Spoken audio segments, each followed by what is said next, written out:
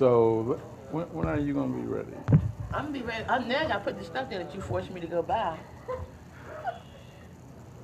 So Oh, no, you yes, cause happy wife is a yeah, happy. but okay, I'm gonna tell her that you didn't give me time to eat it and enjoy it. So I'll let her know that. And I'm ready when the presentation pop up. You know what I put it on? Oh, I thought. Okay. Is it on the laptop already? You want some? That I couldn't tell you. I just called Jennifer. I said it to her, and um, I'm Darlene. How you doing?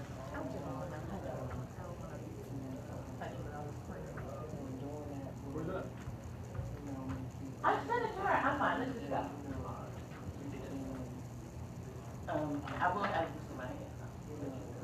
Okay, cool. Okay, so we ready to wear my face? Okay, well, I didn't know. Good morning. Good morning, everybody. Discombobulated here. How you guys doing? I'm going to want to talk to you about a couple things as far as getting ready for the workplace. So I'm not sure, are you guys returning to work, just starting to work, coming out of school, or so I kind of know how to gauge the conversation. So you're a student, right? They're scholarship awardees. So Okay. they're high school students. They're not, in the field for So you're not they're looking for going a to job? college. No, they're getting ready for college. Okay. All right. Okay. That's different because this is the interview and preparing for the workforce. That's what this talk is about. So, I think they made it a requirement to, come to these to sessions. come to the event. Okay. Well, let's just talk about in the future then when you are getting ready. Some do's and don'ts. Let me tell you a little bit about myself. My name is Darlene Peters. I currently work for UPS. Been working for UPS for 12 years, but I have worked for AT&T. I'm AT&T corporate in New Jersey. I've worked for Verizon. I've also worked for Aon Risk Services. I've been in capacities to include human resources. Right now, I'm community affairs specialist for UPS. So I've done a lot of hiring people. I do a lot of mentoring of young people, preparing them for college. And I've also done a lot of project management. So currently I write a newsletter. I do a lot of different things. And that's one of the things that I was going to talk to you about. But now that the young lady has put me on point that you guys are going to be future people going to the workforce, I just want to tell you a little bit about what people look for.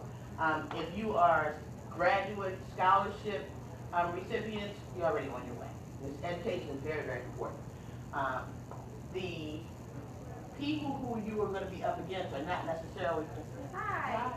Is anybody parked in the fire lane right out front? I'm not right out front. I'm in with all the cars, so no, I don't think. Okay, well, I need anybody that's parked in the fire lane to remove their vehicle, please. I think that would be. All right.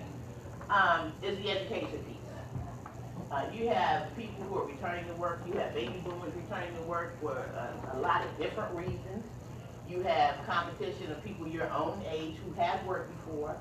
And you just have people who are looking for a job for the first time. With the education, it's very important. You always want to continue to keep going up, moving up with that as far as that's concerned. You guys are coming out of high school going into college, is that correct? Or you're already in your first year? It's never too soon to start working. I'll say that. Started working when I was 13 years old. Been working ever since. I like having my own money, and I like being in charge of my own independence. So when it comes around to the interview piece, and these are things that because you are a scholarship recipient, you'll already know is this presentation is very important. Looking the part, people in human resources, myself included, look at everything. Listen to everything, and presentation is probably the first impression is going to be the lasting impression. So usually when a person comes in for a job, you look at that person and you really make a decision on the spot. I mean, I'm just going to be honest with you about it. From there, it's up to you. So if you come in, I mean, I've interview people who came to work for UPS who were going to be working in a warehouse. You don't go to an interview dressed like you already work there.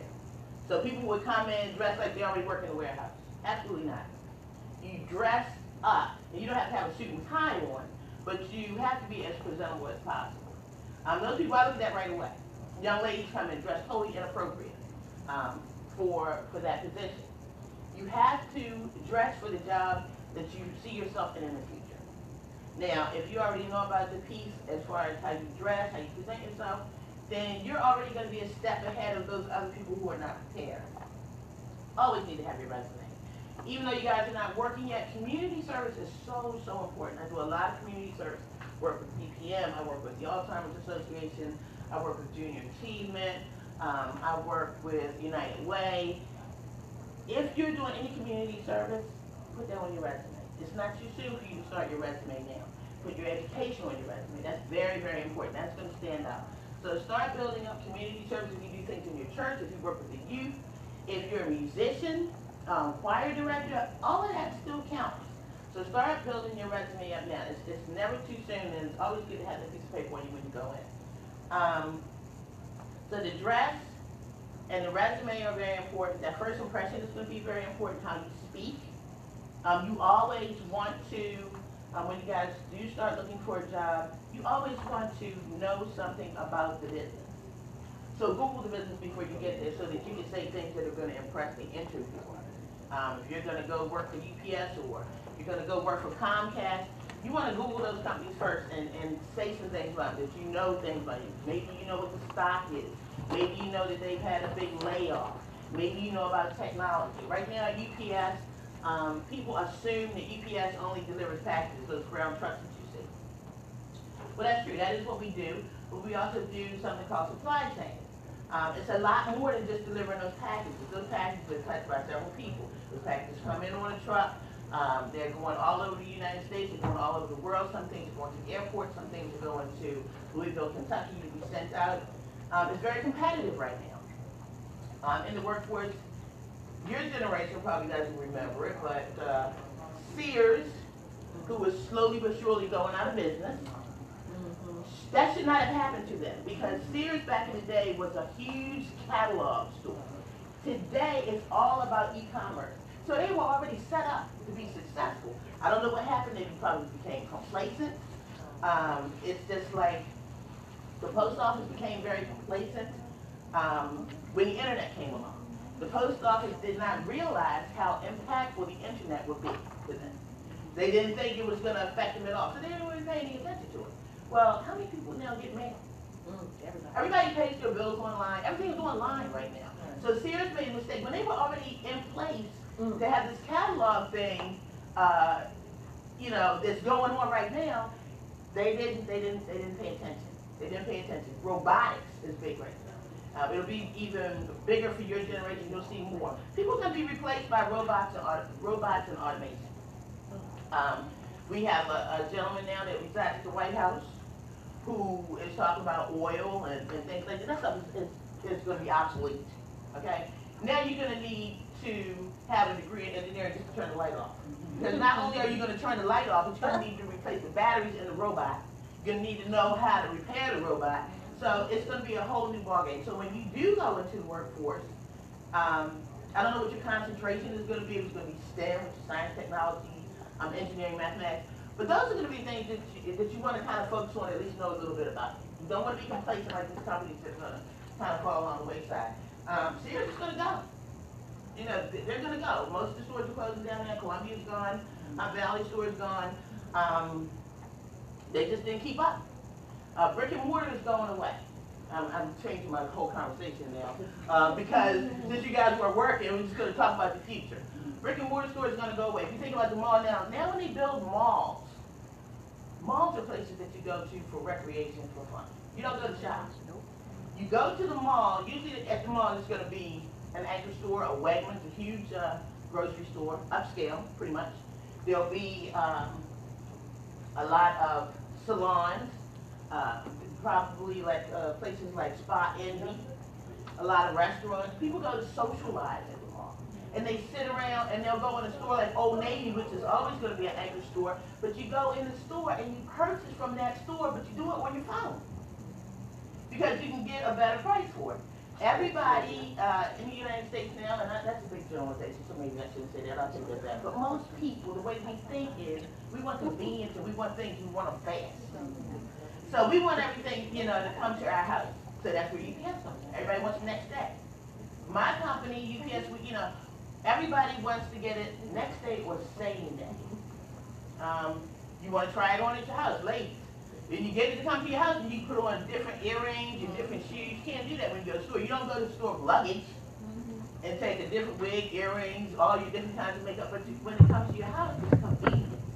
So e-commerce is taking over everything. People want things to be delivered to them same day, next day. Stores like Macy's. Macy's also could have fallen by the wayside. They filed bankruptcy a few times. But Macy's is getting a lot better because now Macy's is smart. Macy's uses their stores as their warehouse. So whereas, let's say a Kohl's has a fulfillment center up in Edgewood, Kohl's, Target. So if you order something, okay, the order goes into the system, goes up, it gets to go to the warehouse, comes back. Now Macy's, okay, let's say you live near Security Mall.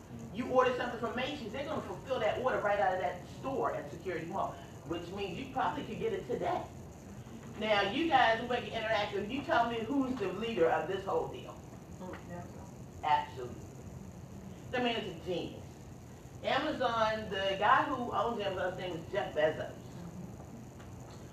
He is so far ahead of time. He's the richest man in the world now. He has bypassed Bill Gates. He said many, many years ago he wanted to sell everything to everybody. He does absolutely that. I did not know it. I write. People were saying, well, you can publish a book through Amazon. They have everything that you need. This man is doing everything. He's trying to get you packages the same day.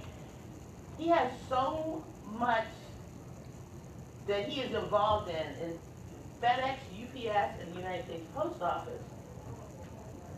We still can't handle all the volume that this man is possessing. Because he just has everything. From a pair of socks to food, to whatever you need. Starting your own business. Amazon is a very progressive company. Very progressive. So going back to the original thing I was saying as far as e-commerce, people are now starting businesses out of their own home. And think about things like YouTube, Instagram. Okay, it could be fun to take pictures and, oh, look at my Instagram, but people are making money. People are getting up in the morning and going downstairs in their house, setting up their camera, and they're making money. And I'm talking about 6 figures. And that all happens because you start getting advertising when you get good. I follow a lady, her name was Sharon, she's so fabulous. All I'm doing is looking at her life. And she's funny, and she gets better and better. And, she has more and more followers. But that is all that she's doing. Nothing spectacular. Sharon, she's so fabulous. Then she started off doing DIY. Does a lot of things with, she's a glam girl. She can create things that you might see in Pier 1, she'll show you how to do that. But then she moved on. She's also a female trucker. So that was very interesting to some people. So one of her channels was on her truck, which was interesting. But all she does is just take you with her wherever she goes. And it's interesting. Why? Because we're nosy. I'm nosy. I'm trying to see what she's doing. So there's so many ways to make money that when you guys are ready to go into the workforce, it's going to be different. You're going to have a lot of choice to make. So if you choose to go to a traditional job, which is what I was prepared to come here and tell you about, is preparing and your education and your presentation and knowing the different companies that you're going to work for, work with, who your competition is going to be, because the competition is growing. Like I said, baby boomers are coming back to the workforce for a number of reasons. Baby boomers that thought their kids were going to, grow up, go away, they came back with their kids. So now you thought you was retired, you got to go back to work, and then you got all these other adults living in your house. People spend a lot of money if you're not prepared. When you go to the workforce, for you guys, make sure you get into that 401k. Retirement is going away. Retirement is not going to exist anymore. Companies are doing it now, which means you are in charge of your own retirement. So you must get into that 401k. And you're looking at me like, that is so far down the road. But you know, I was sitting in that seat, it seemed like it was 2 weeks ago. It seemed like it was 2 weeks ago. Couldn't wait to do this, and I couldn't wait to do that. Now I'm like, well, where did those years go by? When did I become over 50, which I'm not mentally, but anyway, when did that happen? So just know that, you know, before like a job like Bethlehem Steel, not coming back. You know, the president said that we're going to be in steel. No, we're not doing steel and oil anymore. We're doing technology now. So I don't know who those people are that believe that that's going to be the future.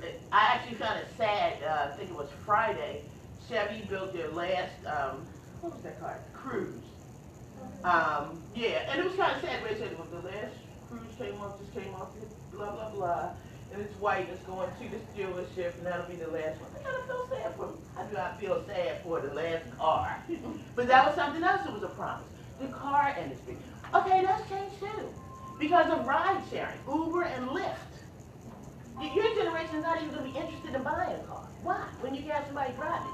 Not only that, people live right at the mall. You got townhouses and condominiums right on the parking lot. Now, they're going to cost your arm and leg, so if you want those, you're going to have to get a real good job. A real good job. But every single mall, you think about it, Owings Mills, Hunt Valley, Columbia, there are townhouses literally right on that parking lot. So you don't need a lot of space. You have a company say, what you guys want to do? Let's just walk across the street. You got all kind of restaurants right there across the street. All kind of things to do. The gym is right across the street. But you're going to pay for that dearly. But that's why you got to be ready to get that real good job. And it's out there. It's going to be out there for you. But you got to be focused on the right things. And STEM is going to be the way of the future. Congratulations, I probably should have said that first, that you're a scholarship recipient. And you're going to be very successful. And also, success is going to have to do a lot with how you think. You got to know that you're successful. It's kind of cocky, but you did. You can't associate with everybody. You got to look for certain people. You got to find people that's going this way.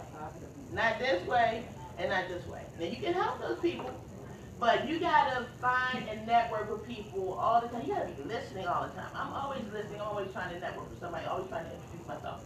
Especially people that look like us. We got to keep each other pulled up. Not doing real good in that area right now. But we have to.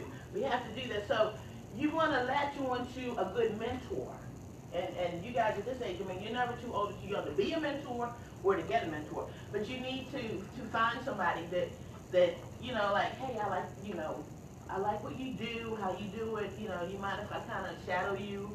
Or a lot of corporations offer mentors now. So find somebody that, you know, you think can help you out. Because even though education is very important,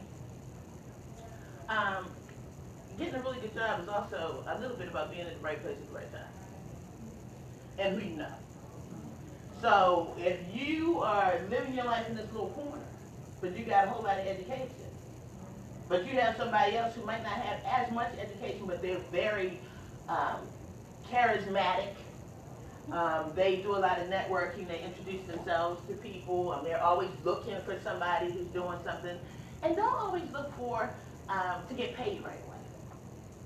When I retire, which is going to be very, you know, it's going to be soon, let me not call it too soon, because I'm going to work Monday to promote. You retired as of Friday. I'm preparing for my future right now. I write, and I do a lot of public speaking, which came from working in human resources. I would talk to the kids about, you know, coming to UPS to work, and then work for Verizon. I did a lot of things that were just legal things, but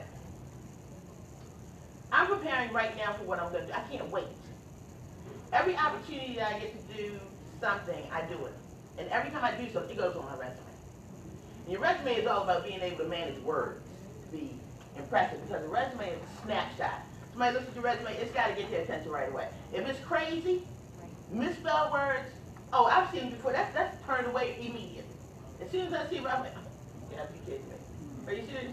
That's discounted. Now, also, there are some companies who have resume readers. That is going to pull out misspelled words immediately and get your resume, and that's the government. The government uses resume readers because they get so many resumes. So you got to be really careful with that. But going back to what I said as far as being prepared, I'm preparing, you're preparing. I'm preparing for my next life. I want to do public speaking. I want to be a motivational speaker. I want to get my writing out there. I want to work for me. I wasn't as smart as I should have been as far as the 401k, which I told you guys about. Okay, I'm not sitting on $2 million so that when I retire, I can just move off to Mexico, and not worry about it. I'm gonna need some additional money, but I want to make that money for myself. I don't want to go to another job, another corporation, unless I'm going in as a consultant and I'm calling the shots. So I have to prepare. I'm doing speaking now. I do a lot of mentoring, and you have to put yourself out there. And that goes back to what I was saying about don't always look for the money right away. Right now, before you get a job, volunteer to do things. Get your name out there. You can get your name out there and not even have a job. They might say, "What's your name?" Miles. Like Miles has been here. He comes in every week. He's awesome. You want that. You want to ask that person, "Do you mind if I use you as a reference?" You want to, don't always look for the money. The money is going to come because you're already going in the right direction because you're going to school. So the money is going to come, but put yourself out there now. Put yourself out there in your church, your organization, like I said earlier, mentoring other youth. Now's the time for you to reach back and talk to some kids that are in like junior high, elementary school. A lot of corporations do that. We go to schools and visit, and I tell you, I am amazed at what goes on in high school today versus when I was in high school. Just the disrespect is amazing, and the fact that you think that that's going to carry you to the next level. I have interviewed people who have walked in, and I knew immediately, you have got to be kidding. And there's a sense of entitlement that is just not a reality. And those people are going to be left behind. They're going to be left behind. Because until they get a good mentor or somebody, takes them under their wing or, says like, hey, look, you got to change this. You can't be hanging with these people. You can't, because guilt by association is real. Okay? You're doing an awesome job, but you have some friends and you just know they were my friends when I grew up and you want to stay with those guys, but you happen to be in a situation where somebody could give you an opportunity, but you're with this crowd. They're going to be like, nope, can't do it. There was a high school that I went to. We did it as a corporation, go to a lot of high schools to mentor kids. And the behavior was just unbelievable. So I asked the young man, I said, well, what do you want to do? And, he raps, blah, blah, everybody wants to rap and go on America's Next Idol and all that, and I think that's going to happen. Well, that doesn't come overnight either. So I said, okay, well, spit some rhymes. Do that. Okay, well, you know what? See, you don't know who I am. I could be an agent. I might be here to do something for you. I might be here to look for talent. You always have to be ready. You have to be ready. And that's for everybody, all of us, from 6 to 60. You never know what opportunity is going to come. I was always somebody who, after 8, 9 years, I was ready to quit my job. I started working at Sears. I was talking about Sears last when I was in college. Came out of college, thought my degree was just going to take me. I was just going to take the world by storm. I have a degree now. I'm going to get this great. No, that didn't happen. I had to go back to Sears. And work for a while. Went on, moved to another job. Finally, I started working for AT&T. Got promoted to work for AT&T corporate in New Jersey. Did that for 5 years. Out of school. Then, because I did that, once again, I worked for AT&T corporate. I'm going to come back to Baltimore. I'm going to take that back to corporate. They said, no, we're not looking for that skill. Had to start over. Sometimes you got to step back and step forward. Started realizing what my gift was. We all have a gift. We all have a mission. We all have something that's something we're supposed to do. You choose to get in touch with it. You not. That's up to you. But I advise you to choose to look for it. Mine is to speak. I think. Had to step back again. Started working for myself as a consultant. Going and setting businesses up, setting up their voicemail, setting up the computer systems and things like that. Then I started working for UPS, and that was a part-time job because I needed benefits. Benefits are very important. Don't always look at the salary. Add the benefits in. You got to add it. Okay, if you're making $20 an hour, but you're getting $100 worth of benefits, you got to add that in. Come back to that in a few minutes. Worked for AT&T, worked for UPS, went into human resources, started hiring people, talking to people about the job, training on hazardous materials and things like that. And then opportunities started coming to manage a project.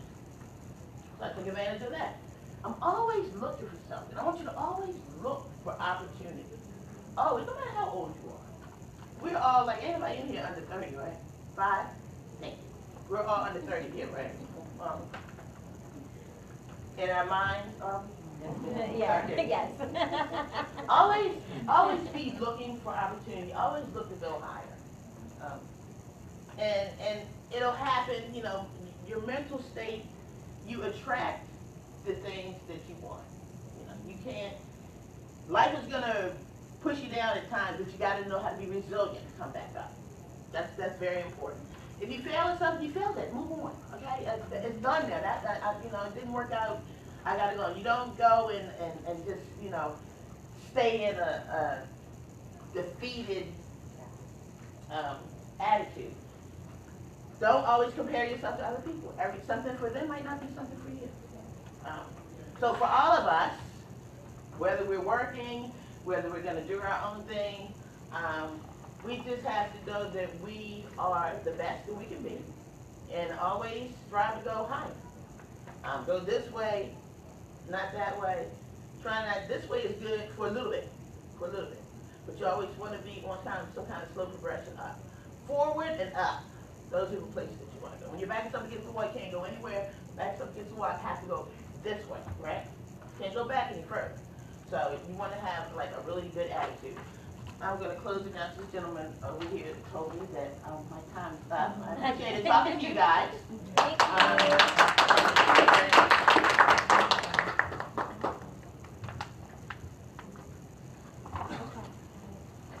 Ladies and gentlemen, thank you very much for being here this morning. I was not here at the start. I'm just a member of BPM who helped to coordinate this event. My name is Carl Edgecombe. We did not meet. You saw my name. Yes. And thank you, darling. Lots of inspiration. I want you to stay for my presentation, which comes after Ms. Bell. Ms. Bell, you're on the floor. All right?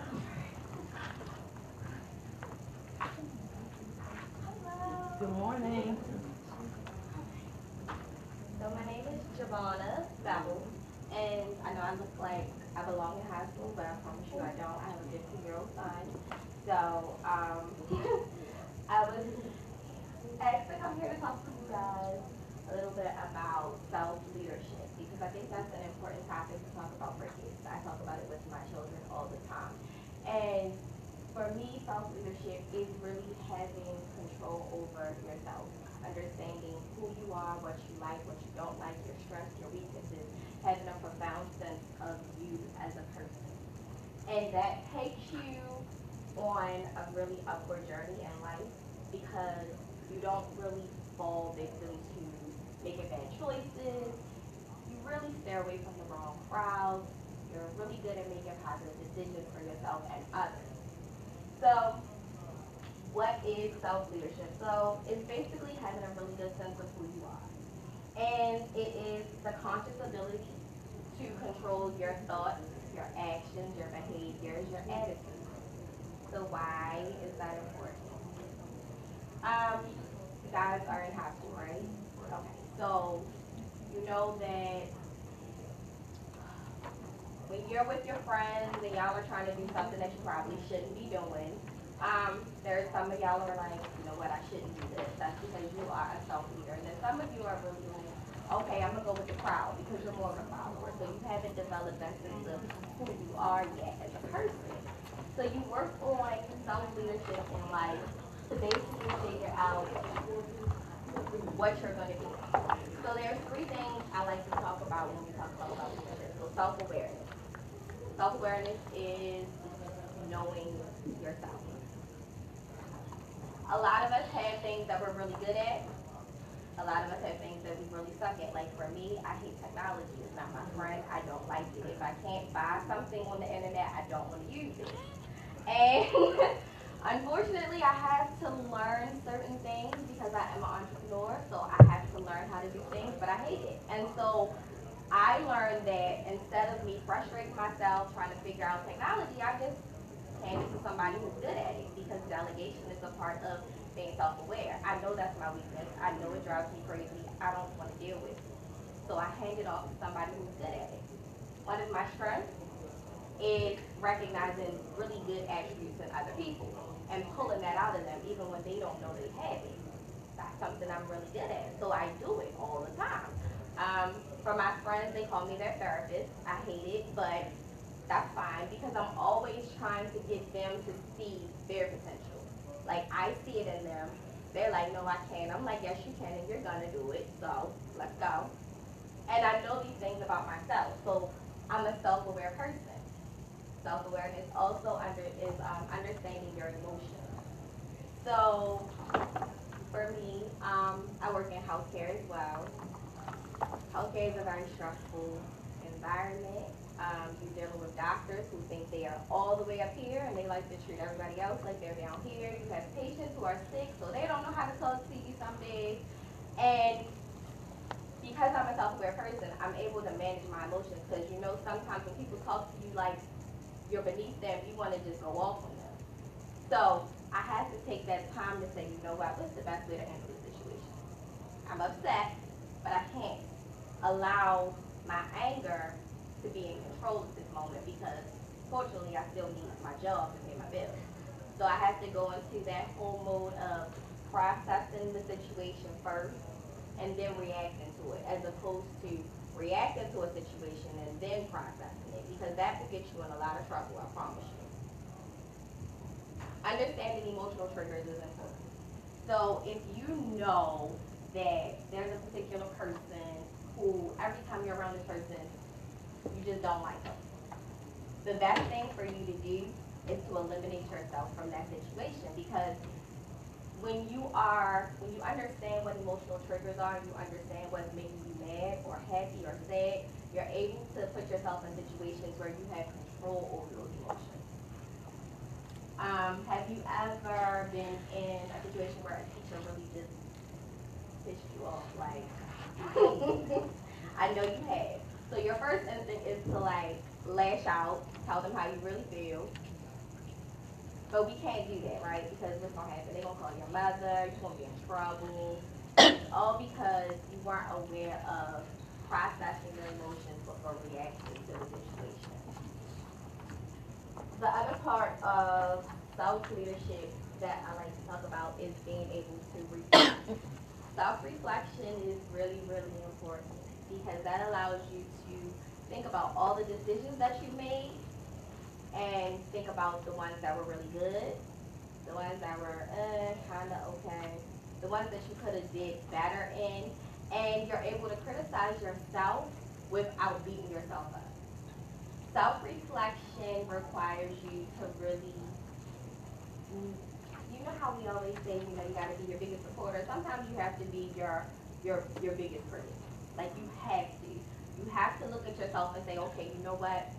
That was a really bad decision that I made. And I know this. And it's nobody else's fault but my own. Because we have to take accountability for ourselves. If you're not able to do that, you're not going to do well in adulthood, I promise you. Because if everybody else is to blame for something, where do you think that's going to take you? My 15-year-old drives me crazy.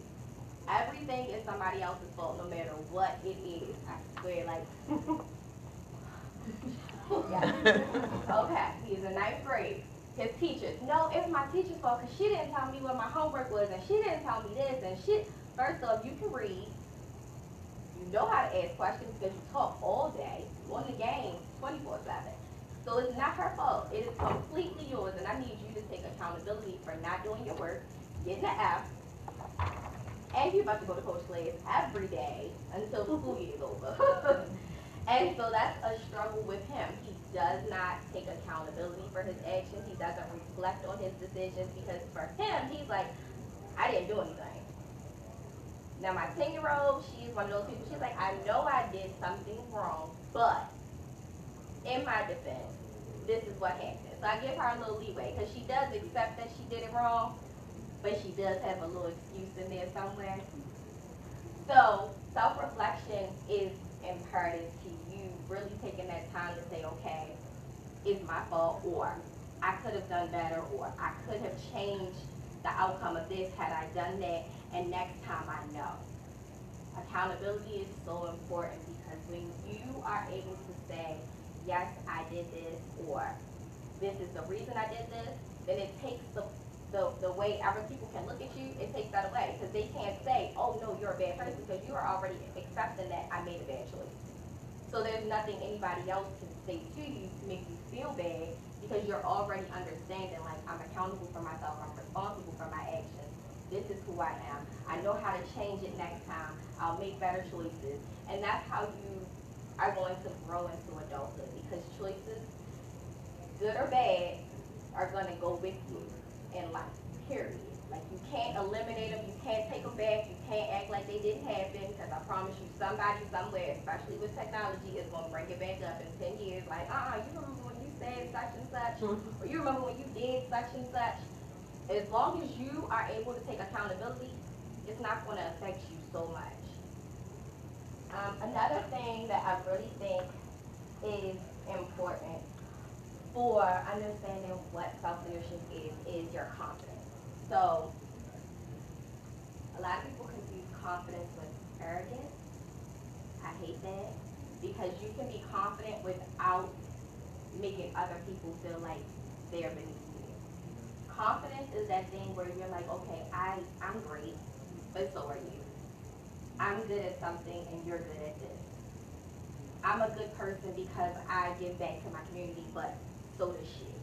That's what confidence is. Confidence and arrogance do not go hand in hand. And confidence also means that when you know what your strengths are, you volunteer those strengths to other people when you see them struggling with something, right? So if you know your friend is really bad at math, but you're really good, confidence is, okay, let me help him, or let me help her pull her grade up in math so we can do this thing together. And it means that you know where your strengths lie. You know that in your abilities, you're where you're supposed to be. And you don't have to make other people feel bad for not being there. And like she said, we got people that are here. Those are the people you want to help on that upward slope, right? Because everybody that's down here, 9 times out of 10, it's going to be really hard to get them from down there. So we don't want to go there. But being confident in your abilities means that you can lend your strength to other people. And it also means that when you are in college and you're picking your majors, like you pick a major. You say, what is it? I got comment. What's yours? Criminal justice. Okay, good. So those are the things that you want to do with your life, right? And you're confident that that's where you're going to go. You know what kind of job you want, kind of, right, with your degree. Okay, so you're confident in your ability because you're like, you know what, I know what I'm good at. I know where my head is. I know what I want to do with my life. So this is the trajectory that I'm on. These are the steps that I'm going to take to get where I'm trying to go, because you're confident that you're going to make it there. I think that for a lot of younger people, confidence doesn't come easy, because we have a lot of adults that are telling us, okay, no, you're not good at this, or no, don't do that, don't try this, or you need to do better. So confidence it takes a while to build up, but it's definitely important for you going into adulthood that you have that confidence in yourself. And that also prevents other people from tearing you down. Because when you know what you're good at and you know that you're great at something, anything anybody else has to say is not going to matter to you. Because you're confident. You're like, okay, well, you don't believe I can, but I do.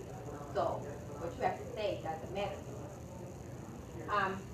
Another part of self-leadership requires you to be a really good communicator.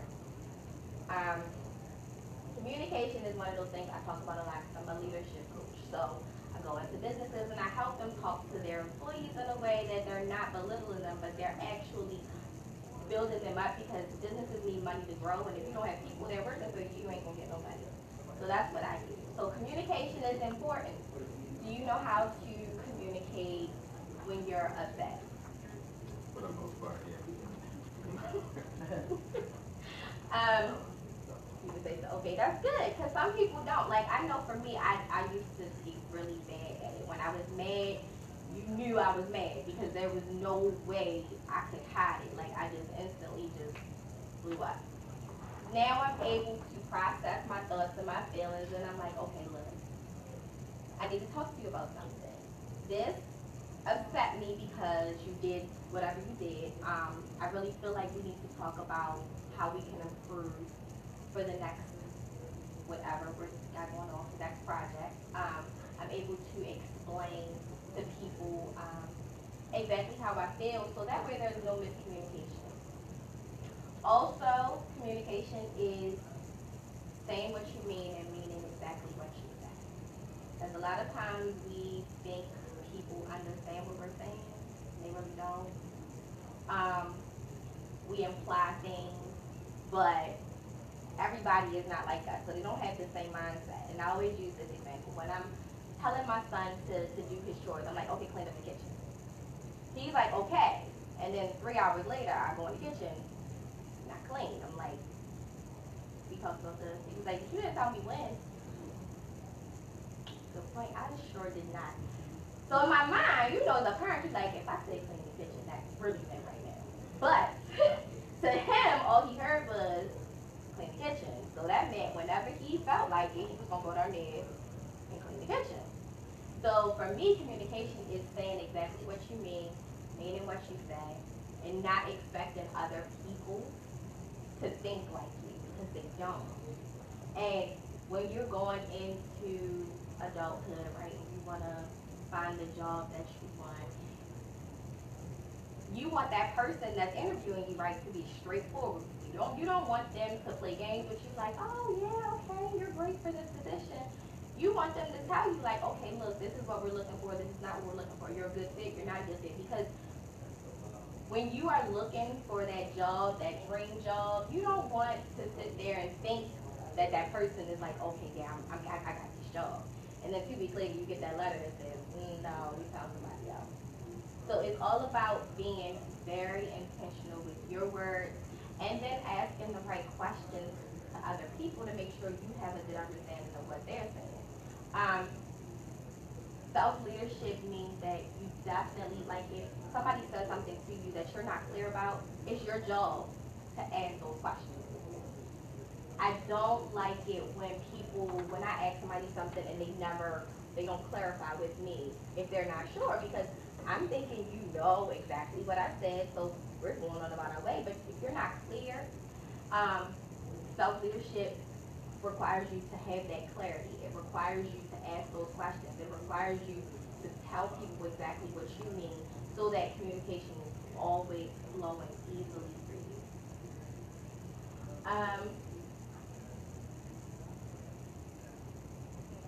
Self-leadership also is a good example. If you are going to go to a party, right? And you get to this party, you know something might not be right. Like it's just not a good fit, but you don't really know what's going on. Self-leadership gives you, when you're a self-led person, you have that ability to say, you know what, I need to take myself out of the situation. I don't know what's wrong, I don't know if anything bad is going to happen, but I have that feeling. I need to remove myself. And you're able to make those decisions, and you're okay with those decisions. And even if your friends are like, no, I want to stay, you're like, okay, well, you stay, I'm going, because this doesn't feel right to me. And you're okay with making your own decisions, because you have that confidence. And you know things about yourself, and you are prepared to, be the leader of yourself and make your own decisions. So you're okay with your decisions. You're like, okay, well, y'all stay, I'm leaving, and you're fine with that. And it doesn't bother you that your friends might be upset with you, or they're mad at you, they're talking about you because you left. Okay, tomorrow you'll thank me, because when you left, guess what? A fight broke out. Something bad happened. Police were called. So you already are okay with making your decisions. So self-led individuals are really good going into adulthood. If you learn this as a child, you're better off as an adult, because when you get to the office, you're able to make those decisions, right? Self-leadership is also about understanding other people as well, because when you understand yourself, you understand other people. You can pick up on their emotions. Just like you pick up on your own, you can pick up on theirs. You can kind of tell when somebody's having a bad day. You're able to talk to that person. Hey, what's going on? You seem like you're not with it today. Or, you know, you don't seem like yourself. Is there anything I can do for you? Is there anything that I can help you with? For people in leadership positions, I always strive to have them work on that part of themselves because it is so important for you to recognize the things in other people, their gifts, their talents, their weaknesses. If you're ever in a leadership position as an adult in one of your careers, it's really good that you can pull from other people. So if you know that Tim is not really good at something, you're not going to give him that task, right? Because you know that's not really what he's good at. But you know he's really good at something else. So you're going to try your best to make sure that that person is happy, make sure that person enjoys coming to work so that you enjoy coming to work. Because if everybody else is happy, you're going to be happy. If everybody else is upset, you're going to be upset. Because that's how energy works. So having that understanding of yourself, what your capabilities are, how to manage your emotions, how to communicate with other people, all of those things makes you a really good person. It makes you a really good candidate for leadership roles in the future because that's what we look for. We look for people that are able to come into situations, be confident in themselves, and still allow other people to grow. So, do you have any questions about self-leadership or, you know, self-awareness? Well, thank you very much.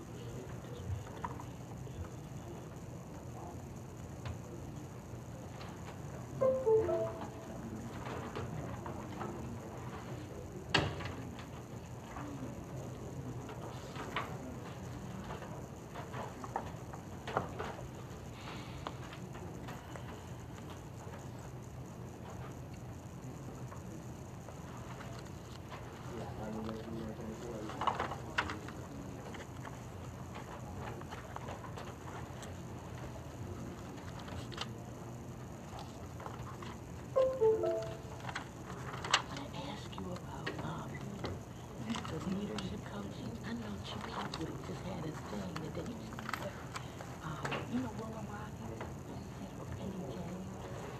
They do something. No, it's just that's something that I've been interested in. You know, how you doing, Sean? I just want to Exchange business cards. absolutely. Hope I got. Look, I'll be giving out other people's business. Let me make sure my name is on the card. Copy, baby, come on, this ain't Jeanette. Hey, that's all about promotion. You gotta be preparing other people for the Yeah, but I'm opportunities. gonna need the opportunity because I have give me my key with look, I started. I got my wife. Javonna, was that okay? Javonna Bell. I feel you on that 15-year-old.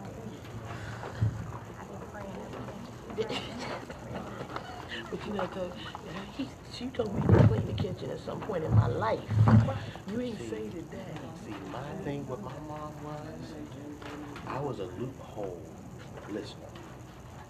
See, when my mother told me, see, it took me getting older to understand. My mother told me, she said,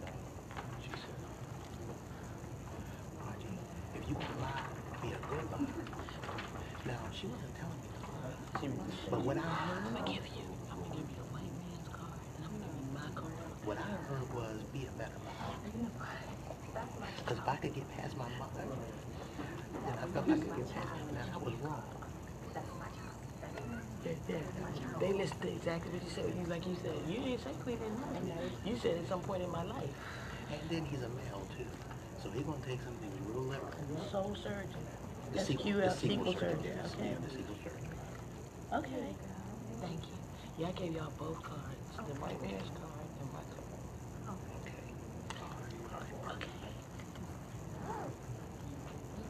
I'm gonna call you. What area are you in? Okay, 'cause I live in Windsor Mill. We got these lots, and I'm all about networking. As black women, we don't take care of each other.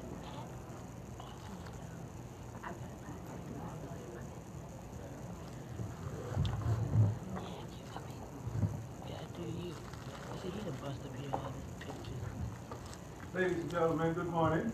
Morning. How are we doing? Excellent. I am your third presenter this morning. My name is Carl Edgecombe. I am a member of BPM. I'm also a career and workforce development specialist. And for the last 15 years or so, that's been my trade. I've worked in higher education. Now I work in workforce development. I've worked in 3 different states in this country. I've worked in New York. I've worked in Florida. Now I live and work in Maryland. And I'm looking for my next move. You heard a lot of empowering information this morning. One of the things that I do in my career as a professional is I look at trends. Because the history is something that shapes your next move. And what happened, what the last group did, what prepares you for what is to come next. If you don't know what happened in the past, if there were mistakes, you'll never know how to correct those mistakes. Am I right? Yes. And so, one of the things I want you to recognize today is people change and the times have changed, but the way things are done really has not changed. All right? And so, that's kind of the focus of my presentation this morning. Are there any history buffs in this room? Okay, there's one history buff. I'm going to challenge you right now. I'm going to challenge you right now not to judge me on my history. This is not a history class. I'm merely using the pictures you see there as a backdrop for my presentation because I'm going to bring a little bit of compare and contrast throughout this presentation. All right? So be mindful of these things. But this is focused on the job search process and some of the things you heard earlier this morning, how you prepare for your next move and where it's going to take you. I hear a lot of stories. I'm going to highlight some of those with you as we go along. As well, from sea to shining sea. I'm going to take you about 400 years. All right?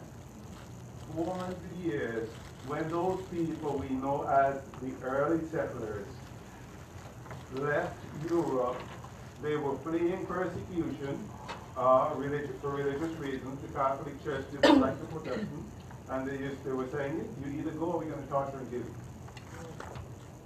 The criminals out of England, who the queens and kings said, look, you either get out of this country, or we're going to throw you in a dungeon for the rest of your life and abandon you, or we're going to cut off your head.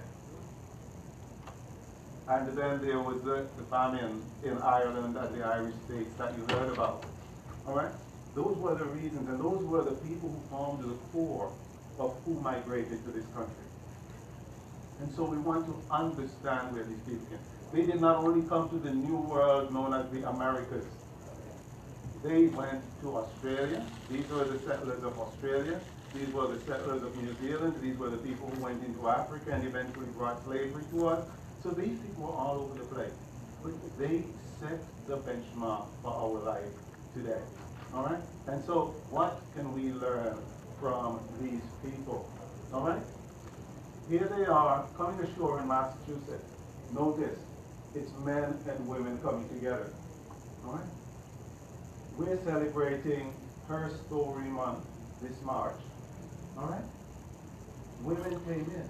But it was not until the 70s, the 1970s, that American women really took responsibility for their lives and took charge.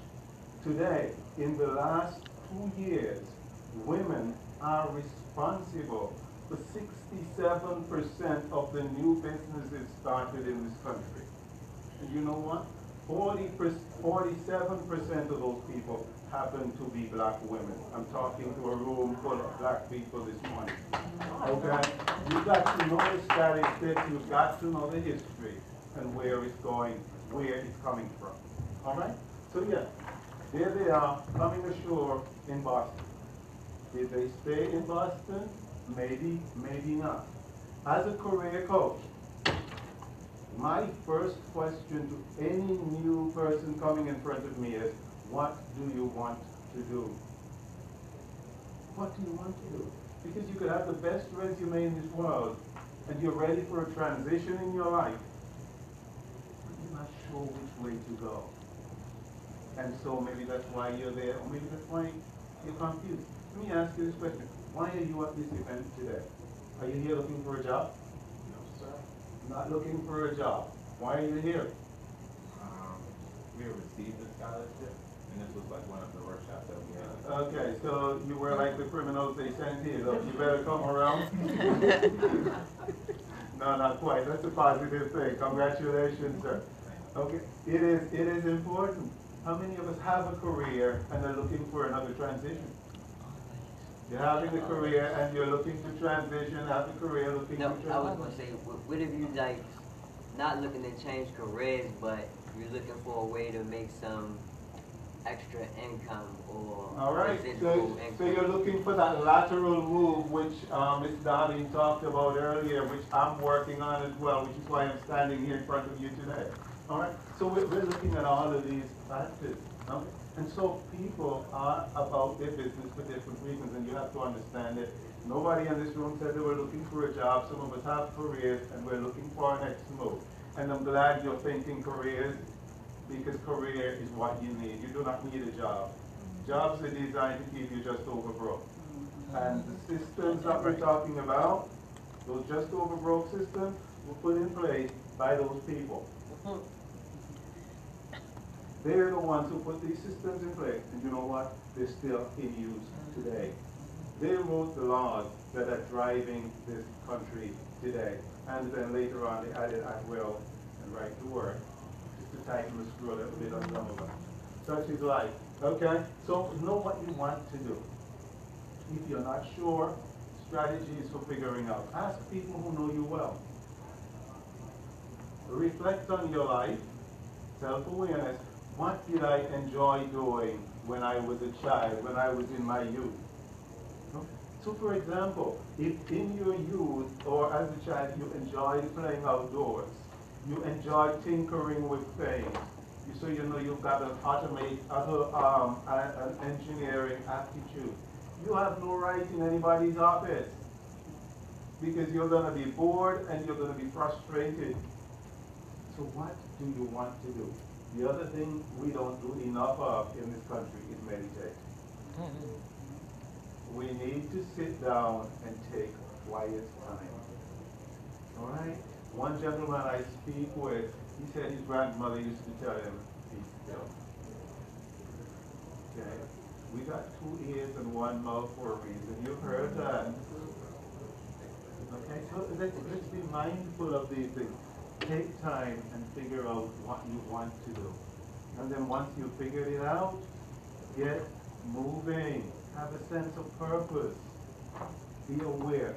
When they put those people on those ships, when they boarded those ships in England, their sense of purpose was, look, I'm here in Ireland, I am starving. I'm here in Germany, I am being persecuted. You know what? I'm going to this new world and I'm going to do what I need to do to make the quality of my life better. I understand that I may never ever see my family again, I may never see my friends again, but this is my move, this is my movement, and I am going. You with me here? So sense of purpose, awareness. They did not know where they were going. They did not know what they were getting into. This was some years after Columbus claimed he discovered something. But we know that there were people here before. All right? These people, you saw the picture, they came ashore with guns and gunpowder. But they also brought other things with them. All right? So they had to create that sense of awareness once they got here. All right? So, you get here, and you're here. And one of the things they did was they set up villages, they set up their communities, they did all of these wonderful things. Did they get comfortable? Did they get comfortable? No, they did not. Once they got acclimatized, they got moving. More on that later. Many of us in this country, and I'm going to say right here in Baltimore, I've been in Maryland just about 60 years. And I've heard every kind of horror story there is about why people are reluctant to move. All right? And so you look up here, this is the comfort zone. It's easy, it is stress-free, it is, you know, you're doing okay, you don't have any drama in your life, you have your little job and you're getting your benefits and life is good.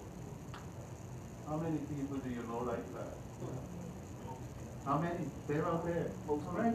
But we get into the stretch zone here. All right? We get into the stretch zone, and this is what Miss Darlene talked about earlier. I've got to do a little bit more because that day is coming. I don't have that $2 million grant waiting on me when I retire. So we got to push ourselves just a little bit further. All right? Push performance, high effort. All right? Excitement. You're excited to make that next move. You're here in the water because this stage is for you. All right? Growth. In your mind, I've got to grow professionally. But too many of us are locked into this area. And so we are stuck. We're in this job, we're stressed out as hell, it is 40 miles away from work, and it takes you an hour and 15 minutes one way to get there. Who wants to deal with that? Alright? I came to the state of Maryland, and I went to work with Aflac, and you know what I learned?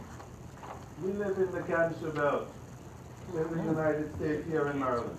Well, my theory says a lot of it is the crustaceans that we're eating out of that dirty river out there, the Chesapeake. But the other reason is stress, and they've proven it over and over again. The time we're spending on the road is killing us, not to mention the fuels. All right? So we have to examine all of these factors. We've got to push ourselves, we've got to push performance. We've got to be careful about where we call comfortable. The question I'm going to ask you on this before I move on is, how comfortable is your comfort zone? I want you to think about that. I'm going to move on. All right? What's the worst that can happen? I gave my family 2 months' notice and I moved out of Florida and came to Maryland. The worst that can happen. 3 months after we got here, my wife had a job. It took me 19 months to find a real job, but I could hustle because I'm creative. You gotta take some risks, right? Risk taking is one of the big things in progress, in making progress. Those people, when they got on those ships, they knew they were taking a risk. They didn't know the extent of it. They didn't know how stink and funky those ships were. They didn't. Some of them had never been on a boat before. Have you ever been seasick? Anybody here suffer from motion sickness? Well, that's kind of what it's like. You're in there and you're sick, and some of them you're puking your guts up, and it's miserable. Here, it's okay. You want to go to Texas? You get in the bus, you get in your car, and you have a nice smooth drive. Over there, you can get in an aircraft. I spoke with a gentleman a couple of weeks ago, a client of mine. He said, I just paid $23 return for a flight to Texas. I said, tell me where you booked your flight. All right? So there are possibilities exist. We just have to examine how our thought process is. And this is something we need to be mindful of. So ask yourself when you're making that decision, what is the worst that can happen if I make X, Y, and Z? What's the worst that can happen? All right? You have to position yourself. And this is something I want people to understand. All right? Both of the speakers before me, Mr. Arlene over there, talked about motivate yourself as a person, doing what you need to do to get where you need to be. All right? They say timing is everything. All right? So how do you position yourself? The first thing you have to do is have some flexibility. I hear people telling me, well, I can't move because my children's friends are here. I can't move because my parents are here. My family is here. Well, look, there are more jobs in Virginia than there are in Maryland. Would you be open to driving a little bit further? I can't leave because my husband's job is here. Okay, so can you live in Virginia and come home on weekends and be there? All right. We know that the job market is moving. Used to be, if you're looking for a job as an auto mechanic, you head for Michigan.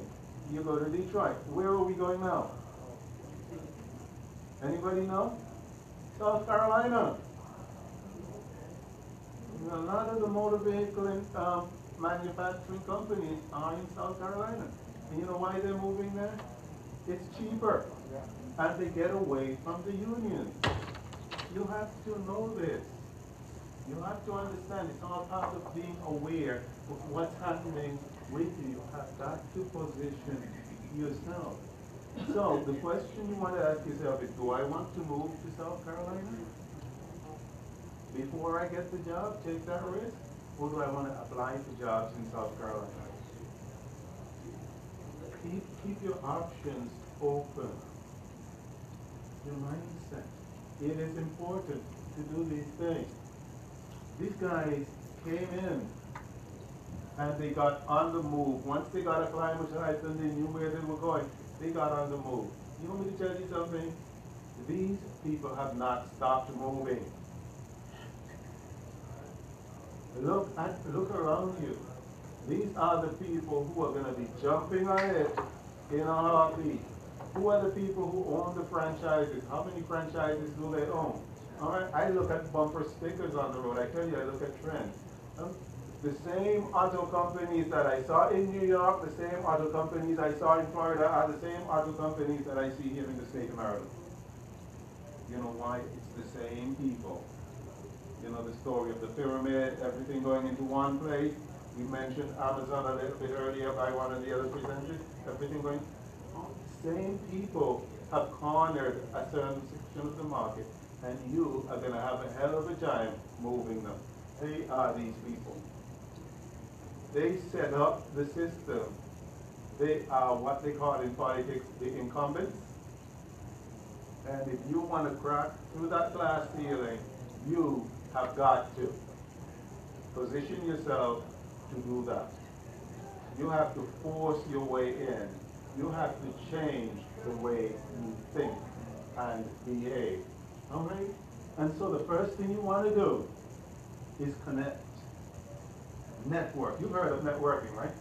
And they told you that networking is the #1 way to get a job. You know what I'm going to tell you today? Networking is number 2. I'm going to tell you what #1 is, but I'm going to let that sink in for a moment. Networking is number 2. Do we know what nepotism is? Yeah. It's not what you know, it's who you know. More importantly, who know you. There is such a thing in employment as the likability factor. There is also something else that I want you to keep in mind. People don't care how much you know until they know how much you care. Do you care enough to make us care about you? Do you love what you do enough? Do you enjoy coming to work? Do you like to show up on time? Are you efficient? Do you have this track record? Not what you know. Okay? Who knows you? Do you care? Do we like you? And we heard this morning an extended piece on how you present yourself. Well, not that I knocked that one. All right? This is important. So establish and activate your network. Look at this. those Native American people had probably never tasted sugar like they're passing out in those cakes or cookies or scones or whatever they are. All right? And I know we've got a history buff in the room, and she's thinking, but look what they did to those people afterwards. It's not what we were about this morning. I'm just annoying here. But it is important to connect. Join professional associations. Go to more sessions like this one. Use the technology. They've got a lot of meetup groups and so on online. All of these facilities are there for you. All of these resources are there for you to tap into. Too many of us are not using them, and we're not using them effectively, those that do. So maximize your resources and connect with people. All right? Turn adversity into opportunity. They just had a tornado blow away parts of Alabama and Georgia a few weeks ago. Are we aware of that? Really? A few years ago when they had some major flooding in Texas, I spoke with a gentleman. I'm going to backtrack because I don't remember the exact date. But about a year and a half ago, I had a gentleman's resume in my hand. And I said, based on what I'm seeing on your resume, a good place for you to be right now might be Texas. And he did not respond right away. He waited. And then he said, but isn't that where they had the flood? And then he took his resume and he looked at it. And he paused again. And you could feel him thinking. And then he looked at me and he said, you know what? You may be right. Because it was an adverse situation down there. You know what? You had the skills that it's needed in that moment, in the time. So this is something that you as a professional want to keep in mind. You have to be ready to go. All right? A few years ago after the stock market crisis, I remember driving home. I was in Florida one evening and I used to listen to National Public Radio on my drive home. And one of the debates they were having was whether or not it was better to own your home or to rent it. Renting gives you some flexibility. When you own a home, you have to think about, okay, should I sell it? Should I rent it out? Is it easy to rent a house? And most people who own property will tell you, it's not a good idea to live in one state and rent property in another because it's hard work and it's demanding and managing it and so on and so forth. So these are things you want to think about. Is it better to own or is it better to rent? But all of these factors come as you plan your life and you plan your move. Because nowadays, have we heard of gig jobs? The gig economy? You've never heard of the gig economy. What do you do professionally? I do mentoring. Mentoring. Yeah. Your professional mentor. Yeah. Okay. Well, I work in administration. You work in administration and you're a mentor. All right. Well, the gig industry, because all those administrative things that a lot of us are doing, those jobs are going away because computers can take care of them. All right, and robots are going to be doing them. As the gig economy is what is taking over. The IT professionals in the room, all right? We need somebody to go out to California for 6 weeks to work with a partner out there to set up something. Are you going to take it? All right? And that's what happens. We live in a world now, and I don't know if you're aware of this, people don't want to pay benefits anymore, not even the government. So what they are doing now, they're hiring contractors.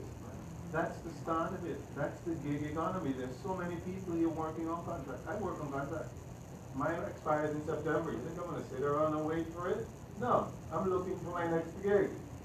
All right? It may last a year. It may last 6 months. If I'm lucky and it gives me 3 years, well, thank you very much. You know? But we have to, again, change our thinking and be ready to get on the move. We've got to look for where we're needed most and say, you know what? We've got to go. How many of you are in loving relationships? Oh, look at that. All excited. I'm going to ask you a question. Is marriage about love or is it about business? Both. Both. Yep. Both. They have done studies, I have not seen them myself, where they tell you that arranged marriages actually last longer. All right? And so we want to be mindful of it. My family, my wife, you know what? I love you, honey. But you know what? I'm living for the day when we can get on that cruise ship and be where we want to be. So right now, the job is in California.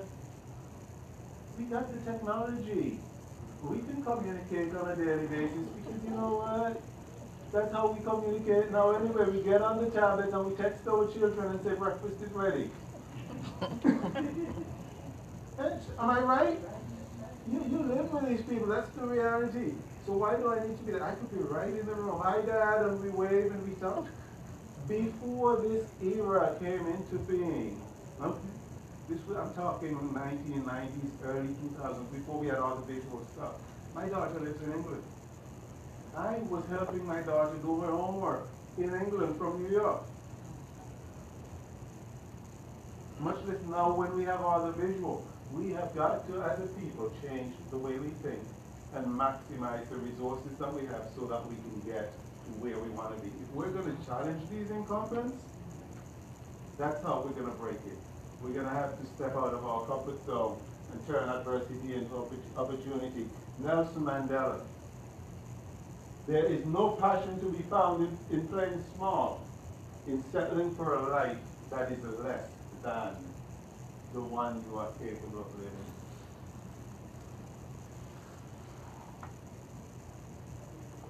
No passion. Because you're not going to have any fun. I meet a lot of people say, oh, well, I just want to, I want to be an instrument of change. I want to change something. If you're not in a position to change anything, if you have not changed yourself yet, how are you going to convince me that I need to change you? All right? Change your focus and change your life. Manage your emotions. They are going to get in the way every time. There's a saying, misery loves company. Have you heard that? Think about it. Change your focus, change your life. Alright? That's them getting settled. But it was only temporary. They got settled, they never got comfortable. They went to where the next opportunity, the next offer came along, where they started. When the time for the gold rush came around the 18th and 19th century, these same people uprooted and moved. I'll tell you what has not moved. Look at all of our police forces across the Northeast United States. I have not been out west side, I'm not sure, but I know across the Northeast States. Do you know what they all have in common?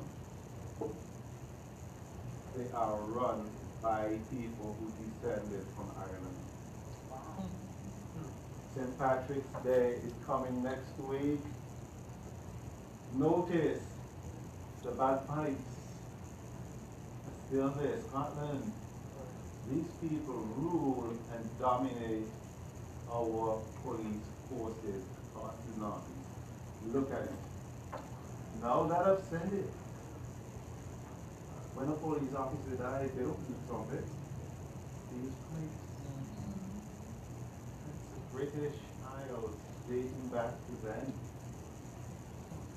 We have to understand the connections that are happening here. Look at our banking industry today. They're run and owned by the same people for centuries. I see Wells Fargo out there. They happen to be one of the oldest banks in this country. Let us think these things through. All right? Don't get settled. Don't get comfortable. Be prepared to move. All right? Too many of us are so busy living our fears. We're missing the opportunities of a lifetime and squandering our dreams. Don't we all have dreams? You lay there at night, you look up at the roof, or you wake up 6 o'clock in the morning, you don't have to be anywhere too late, and you just chilling. Okay. And you visualize the whole thing. You're wondering, how do I get started? How do I get started? You know what? You have to start asking questions, start talking to the right people. start reaching out. Okay? Manage your fears. Very often fears, our fears are based on hearsay. We all have different experiences. Go find out for yourself. False evidence appearing real. Everybody's situation is different. So you want to think about that. Alright? Go live your dreams. Alright? Attitude, approach, and action. Alright? Those three words were revealed to me early this year. And I say they were revealed to me because they kind of came out of nowhere.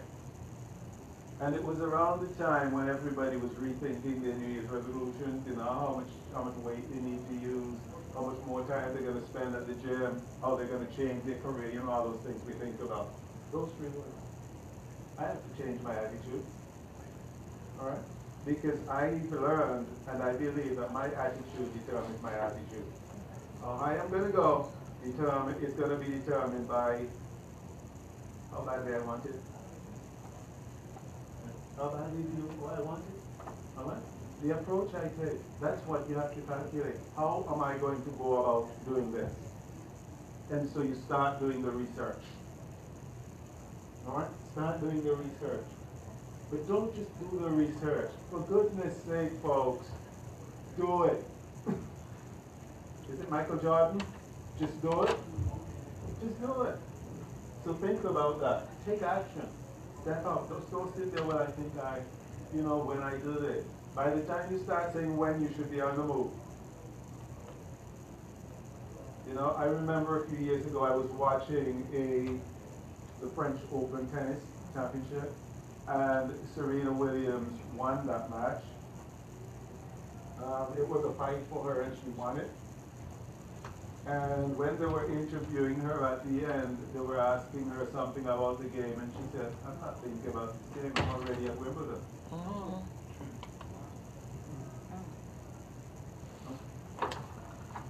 You focus, change your life.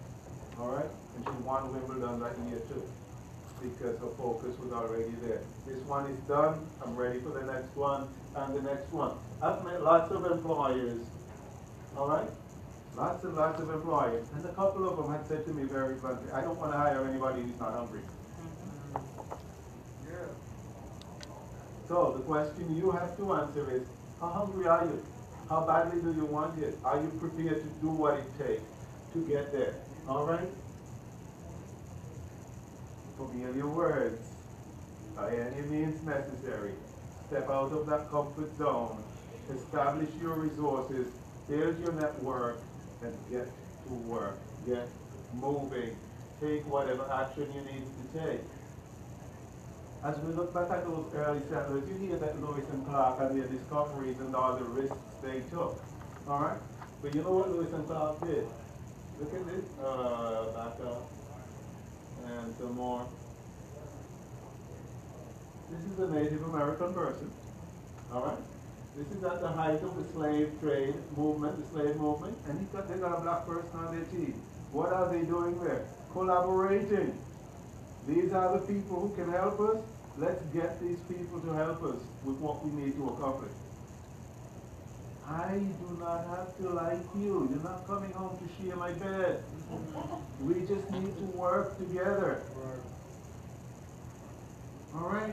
So this is something you want to keep in mind. If you want it bad enough, one of the things my parents always said to me growing up is where there's a will, there's a way. You know, I remember trying to get into the online business years ago, and people would say to me, well, look, listen, if you make this investment, you're going to do well. All right? But it's up to you. And you may say to them, well, look, I don't have the money right now. I don't have the $500 or $1,500 to get started. And they will tell you, put it on a card. Put it on a card. Because they guarantee you that you're going to make your money back, and you have to take that with a pinch of salt. What I'm going to say, be very careful. But there are ways. You have got to figure out certain things. I could only tell you, be aware of certain things. All right? If it is to be, anything is up to you. We started at Boston Harbor. We're looking at a faded picture of the Golden Gate Bridge, which is where these people ended up with the gold rush, Lewis and Clark looking out, spotting this wonderful place. But any decision that you're going to make is up to you. Those 10 two-letter words that make this sentence, if it is to be, it is up to me. I'm the one who has to make it happen. And as we're talking about money, desire beats dollar. That's a phrase that I've come up with, and I'm going to backtrack and say, how badly do you want it? Because if you want it bad enough, you're going to find that money. We see that over and over and over again. All right? How many of you have children who are in school? How many of you run a house? How many of you, your car broke down? You figured it out. You figured it out. So you want to think about this. You've got the desire. And if you've got the desire and you want it bad enough, you're going to get it. And so that's what I tell people. Change the way you think. Look at how you process and focus differently, and you'll be okay. All right? Until we as a people start working together, until we start recognizing what we're worth professionally, until we start respecting ourselves and start demanding what we want. And I would venture to say this, the American workers gave up their rights a long time ago. I'm talking about back in the 1980s with Ronald Reagan when he fired all the air traffic controllers. Some of you don't remember that. I had no intentions of living in the United States back then, but I knew this story. And I look at it, we got to look at trends. From there on, employers said, oh, we can do this? Wow. And the outsourcing movement, all of that began around about that time. So when you hear the term Reaganomics, that's kind of where it stems from. Small government. Get rid of people. If you're making big money, we're good. So until we start recognizing ourselves, demanding what we're worth, start collaborating, start taking some risks, stepping out of our comfort zone, we may never be in a position to accomplish our goals. I'm going to leave you with this. All right? I learned that courage was not the absence of fear, but the triumph over it. The brave man is not he who does not feel afraid, but he who conquers that fear. You have to take control of the fear. You've got to manage your emotions. And you've got to be prepared to step out of your comfort zone. Ladies and gentlemen, thank you very much for your time.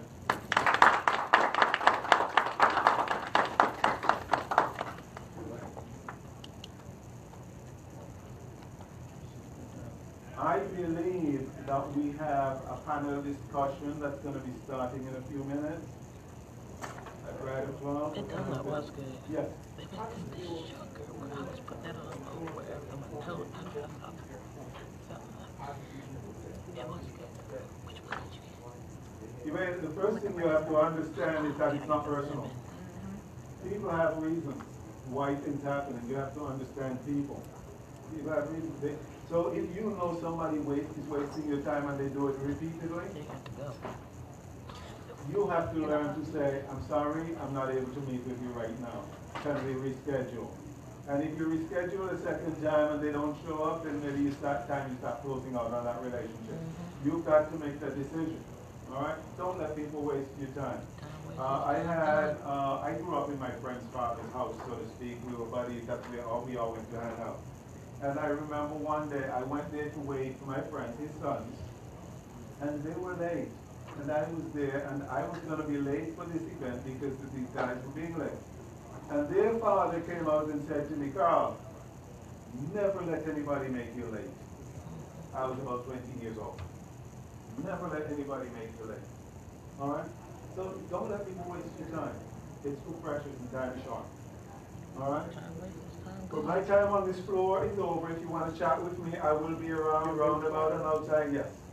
All right? But we've got to get set up for this panel discussion. What are we going to be talking about in the panel discussion? I think you have an idea. We had not received any. But it's technology related. It's black being black. Blacks in technology. Blacks in technology, okay. And we heard this morning that technology is the future. STEM, science, technology, engineering, and math. All right? And so this is a presentation that you want to be here because we have experts who are going to be sitting at the front of the room taking your questions. All right?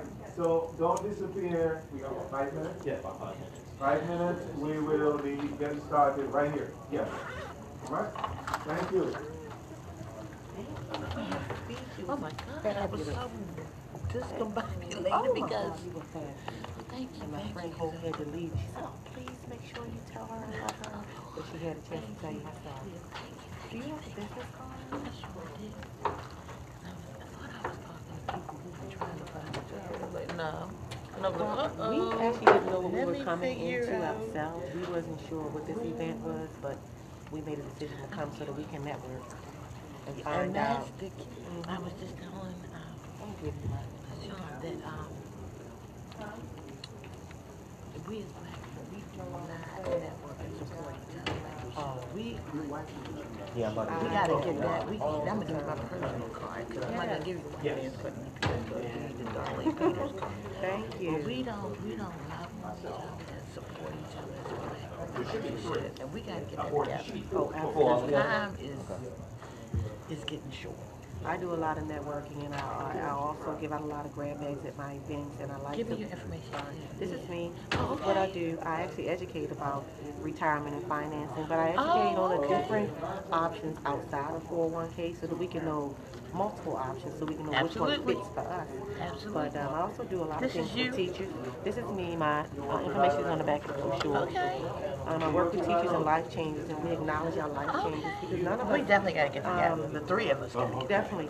None of us we gotta get together. become who we are without being taught by teachers. And we have to recognize that. This is nice. You know, and even help to enhance the teachers to be better teachers so that they can help our children be better children. So our children get out of society and help the police be better police. And everything just be in a circle and we all can work, you know, in harmony. Living benefit. Yeah, it's a lot of So stuff let me for get you you, as a people. let me get you a card.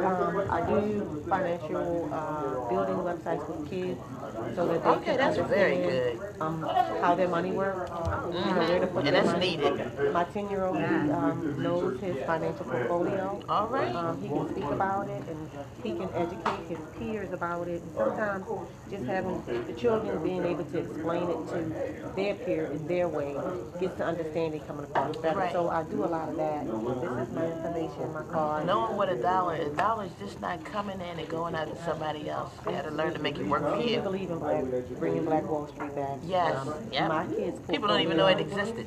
I People didn't don't either. even know it existed. I didn't either, and my father-in-law told me about it here as I am an adult. And these are the things that they're not going to teach us in school. Absolutely And not. we have to teach our children. They need to understand They about teach that. their, and when their kids are 2 and 3, they get little portfolios there. They have stocks. We don't, instead of going here buying all this Michael Kors and Coach, That's get what some I stock in the aspire company. to. All this Nike, get some stock in it. Now, we just saw with Prada and Gucci how they feel about it, okay? But you want to go out here and spend $500 for a bag, and they just slapped you right in the face and thought they could put it out there, and you wasn't going to say nothing about it. And then we have Floyd Merriweather coming out doing exactly saying, I spend my money. See, we don't need, see, we gotta. We got to show him the right way. We got to show him the right way. So I teach my son, you can have your own bank. You don't have to go to Wells Fargo. This is your bank. Is this my bank? Absolutely. This is the bank of Naeem. And when you want to go into that bank, because you've earned your interest on your own money, you can borrow from you. He can pay you back. So we don't even know that this happens. So if I'm teaching the children and their parents are happy with their kids' money, then they're learning. Because sometimes we just go to teach the parents because we already know we think. So we don't want some other grown folks telling us. But they're okay with us enhancing their Where'd you get that from? Where'd you pick So up then on? their kids start to teach them.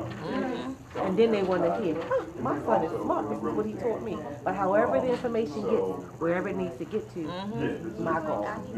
My friend Candace, she has a business called Brown Boy Breed. What's it called? Brown Boy Breed. I love her. She's gonna she wants all the brown boys to be extremely literate. Like she's a teacher and she's amazing. I wanna We acknowledge this teacher here, you guys know, he's a teacher from South Carolina. He was a life changer of the year. Our program is free. All our programs are free. Okay. He won $10,000. 5,000 goes in his pocket, and 5,000 goes to his school. All right. This program is reaching everywhere. Baltimore City has been closing the doors on the program for the last 4 years. But now, this year, they've been opening to hear a little bit more from us. Up in better open Marbury, the door. 2 years ago, another black or brown man won $10,000 for his school. This teacher has a coalition that he's doing now, and it's called Stop the Violence in School. And he's collaborating with the teachers and the students of what we can do for the crusade and stopping the violence. It's going everywhere. It's up in Boston, and they're asking teachers, what do you think we should do? The students, what do you think we should do? They're not expecting the government to say, this is what we should do, because we're the ones here. The parents are involved. And that's the problem. You gotta get to the parents.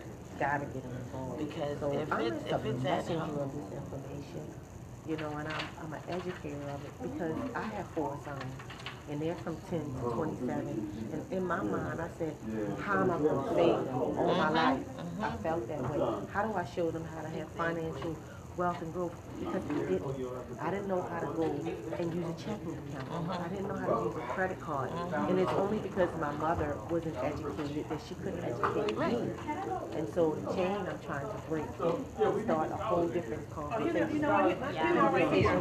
We're talking grown folks talk. We're talking about money. Get out the room. We talk about money. Sit down. I need you to understand what this means. That's what I'm hoping. Because I know I feel like when I started talking to my daughter, now she understands. Because before she's like, you got $18 to get some money. I'm like, oh girl, that's not free money. It just doesn't.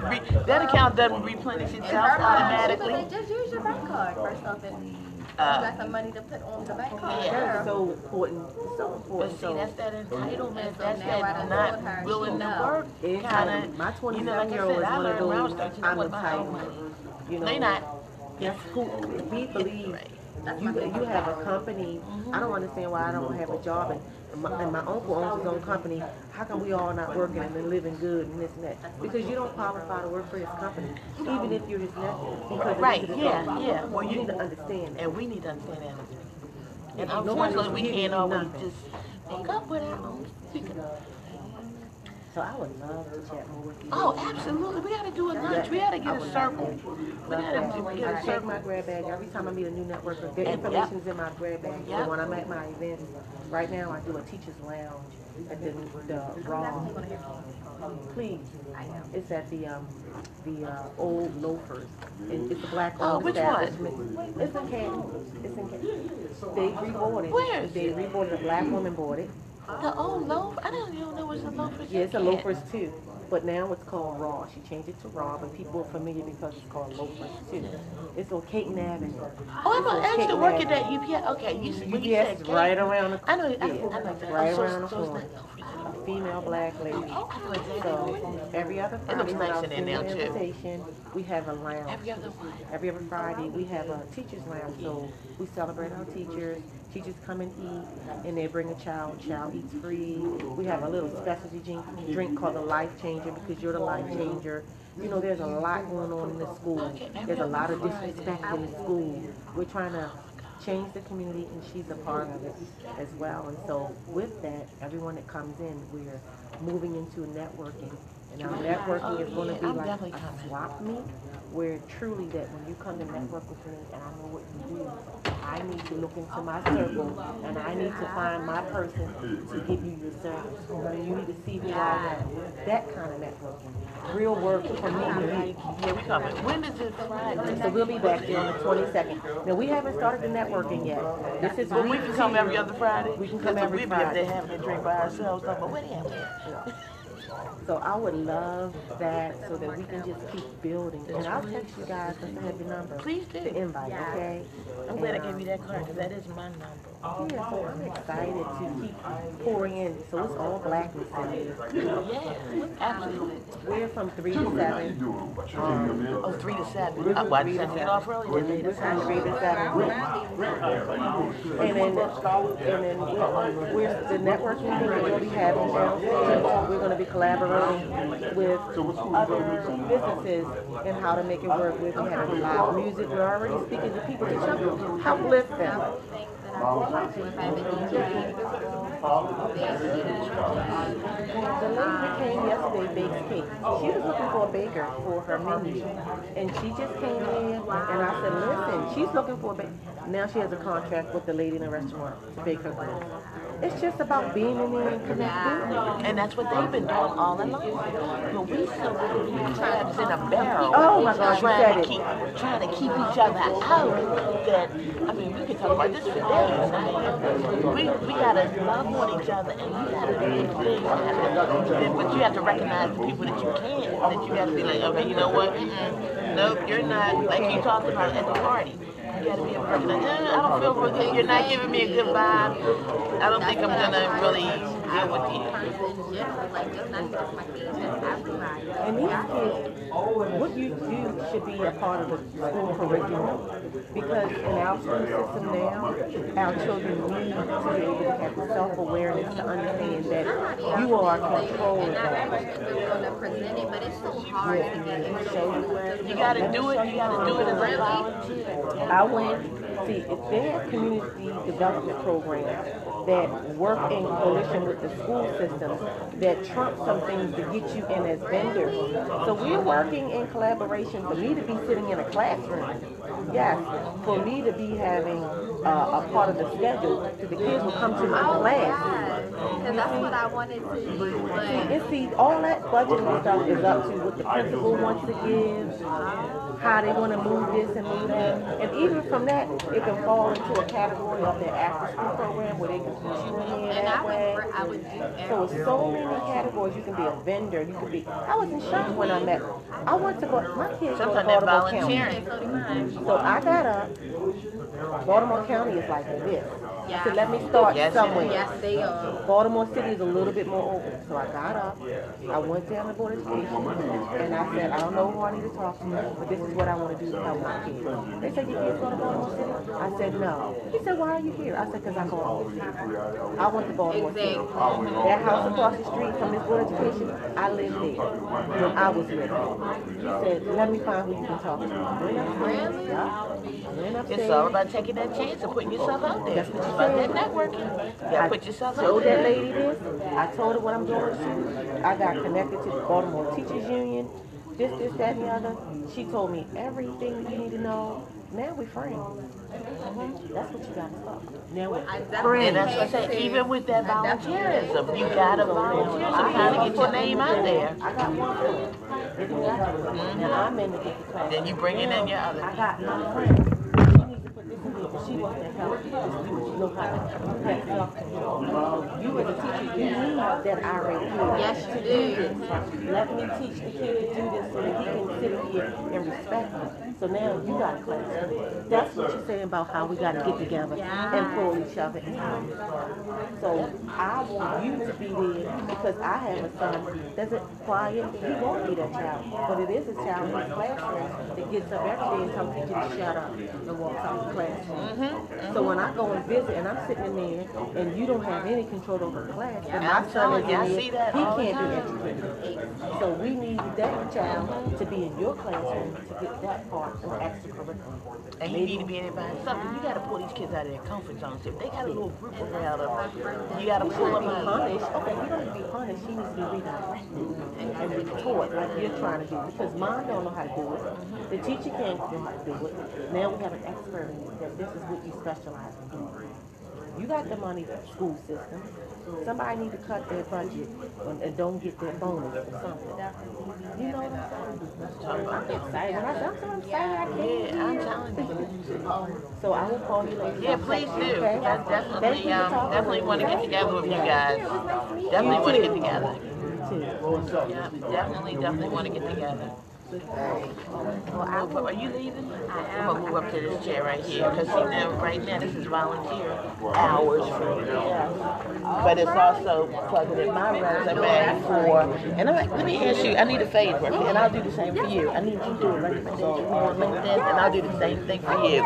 So I'll write one. Yeah, I'll write one for you too because that was just all tied in. Like I told you, we got to start volunteering. I'm so sorry. We enrolled once you see something out there, you want to say it, so they come to you, and that time, you kind of just help them out there, so like you have that social or teach them the skills that they can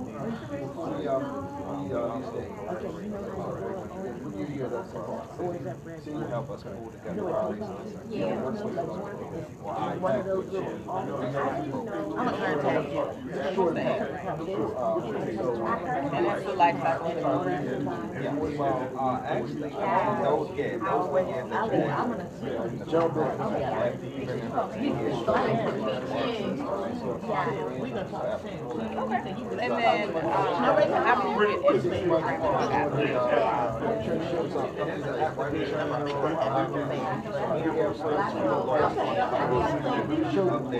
Sometimes when I cannot work on Sunday. based on like their grade? Based on Yeah. Okay. All right, well, for the good salary, we'll get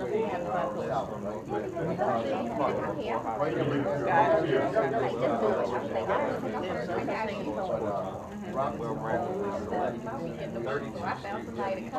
And I'm actually in the program for about 15 years. I was even like,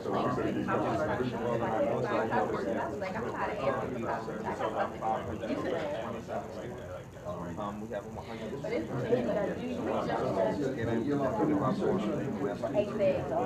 And then what's the goal of it for employment or college, or like what's the goal of it? So the goal is to build so underground Okay, well, we're trying to introduce I'm not in it. a lot of times so people connect them with people they don't know. Harold, so Harold reached out So that when they to, are in their we're looking to build out their career. There's a lot like BPM. They now have a network that they so when they can reach out to who does this or someone who does that. So me, I'm actually trying to solidify a partnership because I like to come to things because we have somebody else. Right. And it's a co-ed program? Yes. We are technically in the afternoon, so good afternoon, everyone. Good afternoon. Welcome to the Blacks in Technology panel. We are truly excited for this afternoon panel discussion, and I know that it's going to bring a lot of insight to all of us that are participants today. So you won't be hearing from me too much. I'm going to step out the way. And hello to everyone on social media land. Welcome. Come right in. Come on, right on in. So today we're going to be talking about hopefully getting some nuggets as to how more blacks can get into technology and maybe some of the obstacles that have been presented for blacks in technology, and some advice and however the conversation leads or lands rather. So with that being said, first thing I just wanted to start off with some introductions. My name is Hannah again, everyone. I'm here just volunteering. I love Black professional men.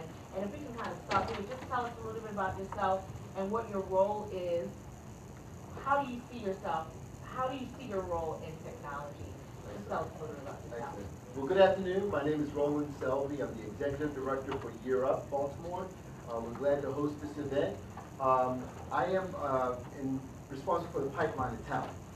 So the word in the community is that there's 20,000 open IT positions that they're having trouble filling, and I'm working with the schools and other nonprofits to find the talent for the community to prepare them for those jobs.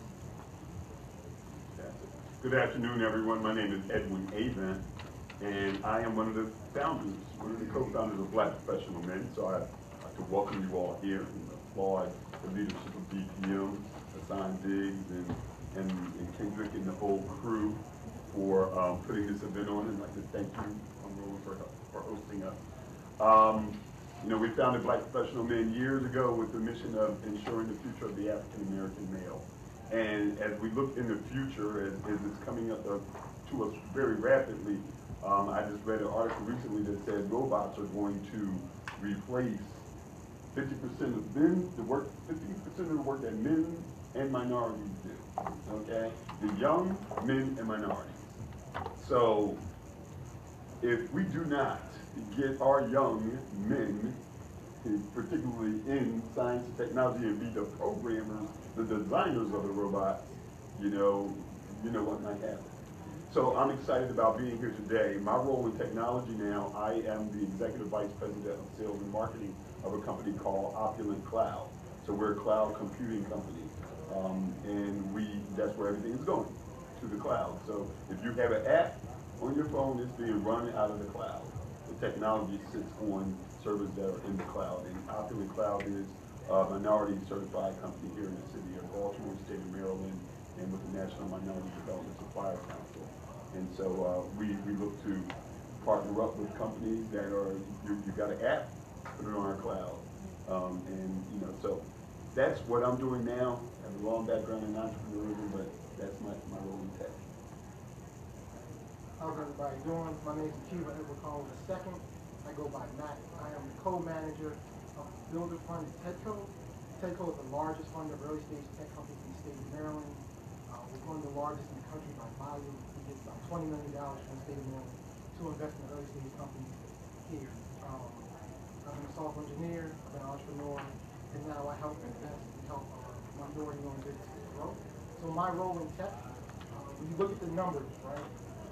70% of venture capital goes to 3 states, California, New York, and Massachusetts. All right? Less than 5% of venture capital go to women-led businesses. Less than 1% of venture capital go to Black-owned and Latino-owned companies. Less than 0.2% go to Black women-owned companies. And the issue that people always say is that there's a pipeline issue. It's not really a pipeline, it's a funnel. There's a ton of Black and brown business and women-owned businesses at the very top of the funnel, but they don't have access to capital to be able to move through the funnel. So my role in tech is to help create programs and strategies to help people go from the top of the funnel on down so we can get that Black billionaire in tech. Good afternoon, everyone. My name is Roger Clark, owner of the SQL Surgeon, SQL Surgeon Data Analytics Group. Had the opportunity of being introduced back to Son about a month ago, about 2 months ago, and was offered the opportunity to speak here. My role, or I should start with maybe what we offer as a company. We specialize in helping executives or decision makers to be able to simplify the data that they are acquiring throughout the organization and presented it in what's often referred to as a dashboard. Technical term for basically saying that it provides charts, pictures, or data visualization as it's often referred to. But I would also say that my role in technology, having been in technology for over 30 years, traveling the country, often working as a contract trainer, I would come into rooms and not see folks that look like us, that are there seeking the training to develop the skills, whether it is from a software developer perspective, a systems engineer, or what I ultimately started to specialize in what is today referred to as business intelligence, or what was referred to as data reporting, for years. And so about, I guess maybe since around 2011, I had offered a number of mentoring programs to help provide a perspective and an education or an introduction into technology. Initially, I started with the DBA approach, but found that getting into the actual reporting and showing individuals the fundamentals of reporting, starting with tools like Microsoft Excel. A lot of folks are not aware that Microsoft Excel is one of the leading data analysis tools that is used globally throughout corporations. But also on the leading edge of that is SQL. SQL, structured query language, is the language of databases. And that language has been rather stable for over 30 years. Where programming languages, they come up with a programming language every day. SQL happens to be a language that is very common in the database arena. And so, as I mentioned, the mentoring program, I will be developing a more formalized program for 2019. And one of the things I talked about, with Hassan is figuring out how we may be able to align, because as Edwin had mentioned, the number of jobs, actually, Roland, you had mentioned the 20,000 jobs. When you look up on Indeed, there are over 600,000 jobs just when you look at the word data. If you look at the word data analysis or data Excel, 200,000 jobs are open in the role of a data analyst, or I'm sorry, data analysis. If you look at the actual job, data analyst, which on average has a starting salary of about 60 to 80,000 for 0 to 1 year experience, there are about 150,000 of those jobs. Most people do not know that the role of a data analyst tends to work with the decision makers to be able to then go into Excel, pull data, whether it's from cloud or different servers, and then to prepare that data within an Excel workbook and other sophisticated tools to then create pictures to the executives. And so the mentoring program would offer folks that initial introduction on how to get started. So we know that there is a need in IT, right? That's a common thing that we're all hearing. With that being said, could you all just share, whoever would like to share, just some milestones within your career that helped you get into the IT-related role?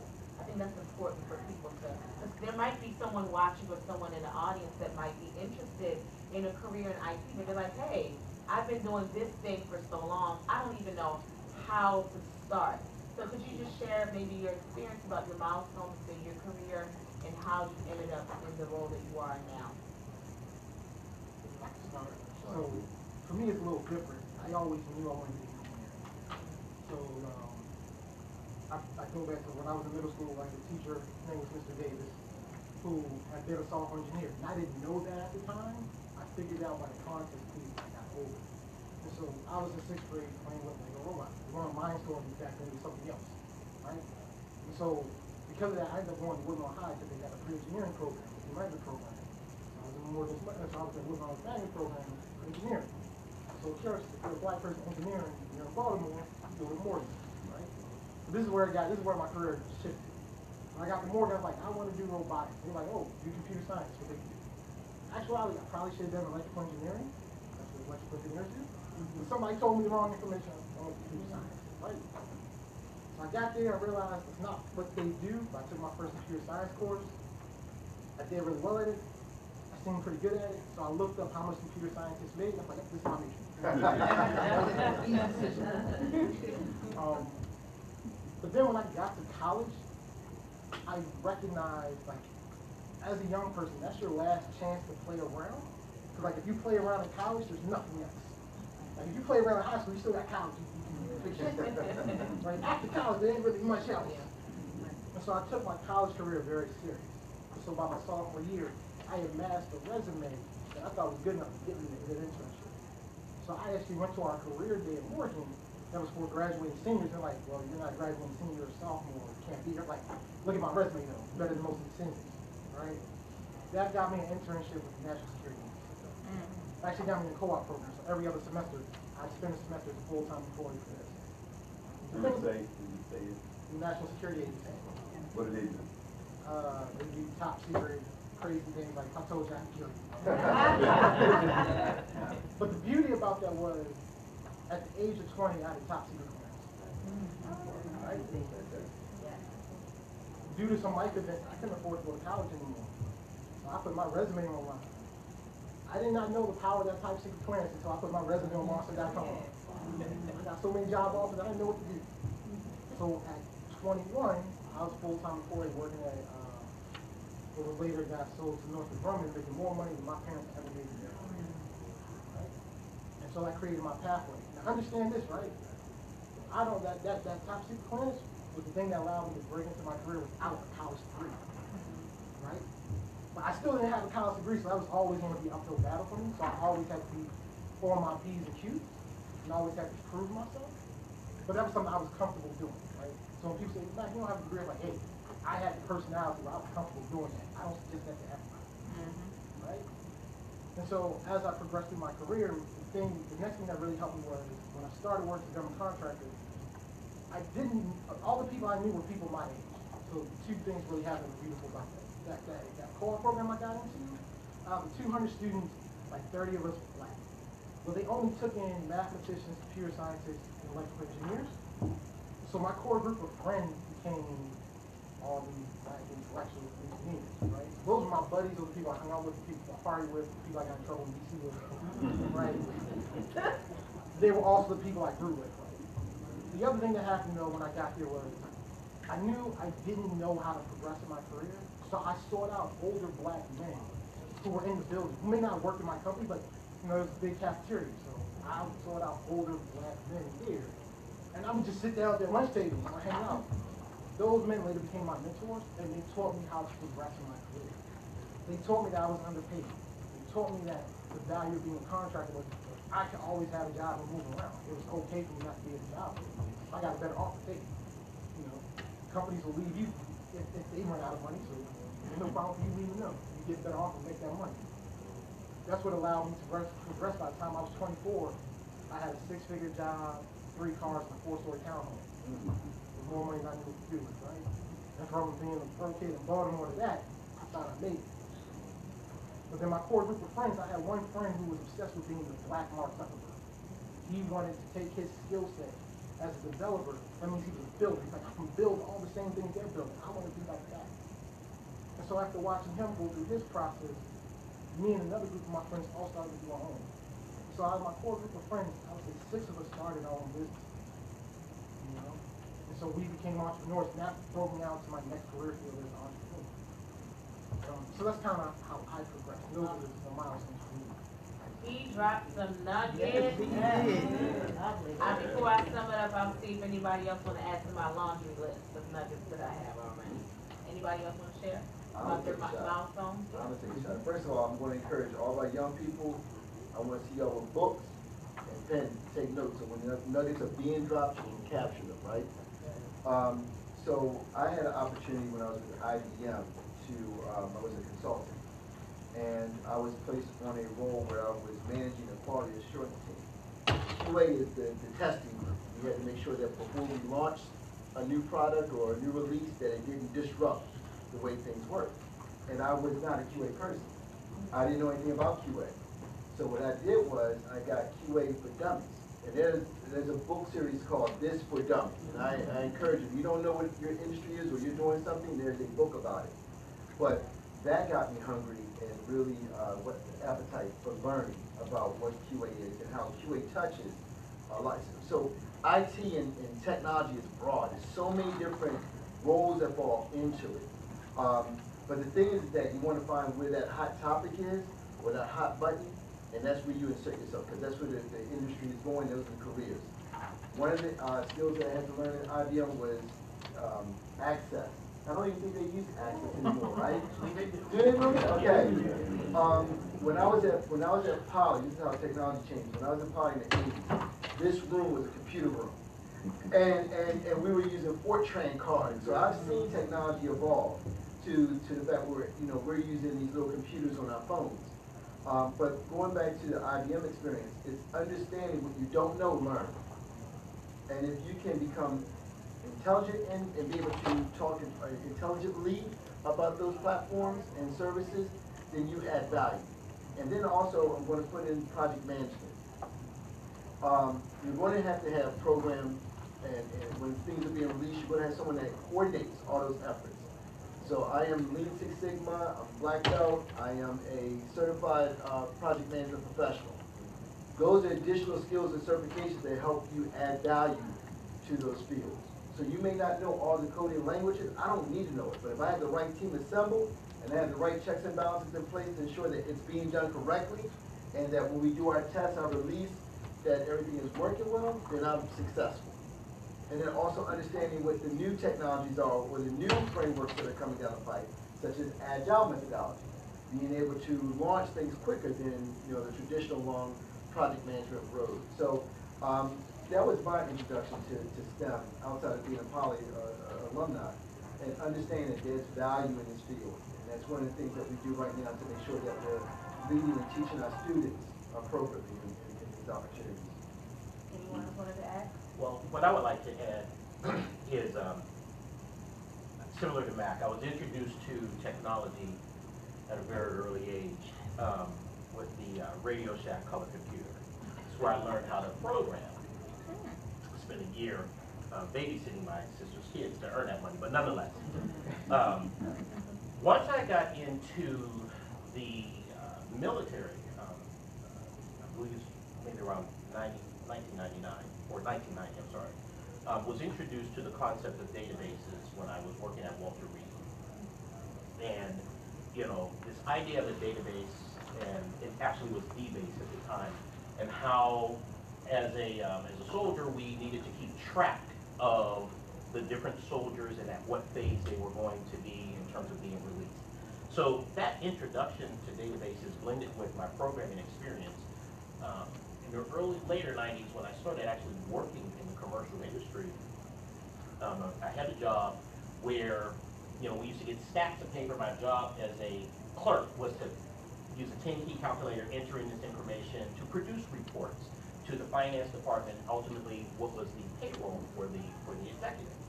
And so being the tinkerer, you know, that I am, that was just too much work for me. And I asked if I could use this computer that no one in the office was using. There was a manual there, started, you know, and I took a spreadsheet, I think it was Microsoft Works, the grandfather to Microsoft Office, created a spreadsheet, and again, I was just excited to actually, while at work with a computer. And then one day my manager tapped me on the shoulder and asked me, how are you getting done with your reports so fast? And so I told him, you know, that I created this, and he then asked if I would show this in a management meeting. So later that day, you know, at night, I'm telling my girlfriend at the time, Not until you give me a promotion. So I thought I was getting fired. I mean, I thought I was in trouble. And I, you know, demonstrated in the management meeting, and, you know, yeah, the next day or later that week, I got a promotion. Now, I didn't understand at that time what I was doing. I was actually producing reports, information that allowed the executives to understand how they were doing as an overall organization and how their individual stores and how their employees were performing. That is the business speak of data analytics.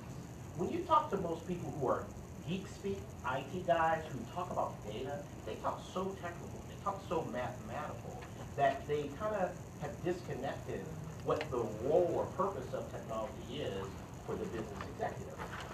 So that was a milestone at that point where I understood that there was value.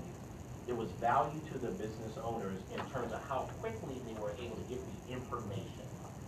Well, a little bit further in my career, at this time, you had the Microsoft certification, the MCSE, Microsoft Certified Systems Engineer. I had a gentleman I was working with who told me that I was not good enough to get certified. Today, I have over 40 certifications in Microsoft technology. And even as a consultant, as a business owner, I'm very strategic in not even mentioning those certifications, because when I meet with business owners, and one of my clients today, a company in Timonium, for 10 years has been running off of Microsoft Access databases, and they were developed in-house, and that owner is not able to see his organization. He's very blind as to how things are going, because it takes them about 3 weeks to get a report, because it's not so much that they're using outdated technology, they have incorrect methodology.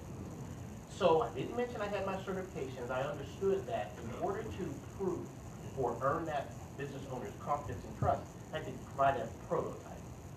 And so in providing a prototype, I was able to eventually secure that contract, and we're currently then developing a web-based platform that will allow their employees to enter in the information and then click a button, and the manager is able to actually see these, you know, see the actual dashboard and report. The key that I would mention is that being able to understand what a business owner's needs are and the role that technology plays for them. They're not interested in what's cool. or what's on the bleeding edge. They're interested in being able to understand how that technology can help them get the information they need so they can understand how to make more efficient decisions. Awesome. You hit that on the nail because, you know, as a business owner myself, I really don't care what the new program is. Just tell me what I need to know. You said a yes or yes or you might right? Here's some quick nuggets before we get into the nitty gritty. Expose your children young, right? Did you all catch that? If you all have children or you're mentoring children, and I know we have a male panel here, and BPM is about ensuring the black male, the future of the black male, and we get that right. But also if you have young females in your family, so I'm hearing the nugget of exposing them young and making sure that their experience is aligned appropriately, their schooling and all of that stuff. Secret clearance, that was like, I've never even thought about that. That is just so true though, having that secret clearance really does expose you. Probably the earlier you get it, the older, better. I mean, I remember Before you start messing up, messing up your credit, messing up your business, you know. Your branding, so, you know, it's important to talk about the branding too, right? So making sure that your social media is legit. I remember when I got my secret clearance, you know, they went and interviewed everybody and their aunties and uncles, right? Also, come on, the exes too. So treat your exes right. Right. Association. Your associations, I got that from Matt, was so key. You know, so if you are looking to get into technology, associate with others that are in the field. You know, what better way than to actually associate? And seeking out mentors. So no longer are we in the age of saying, I don't know. Right? We can go also get some books for dummies.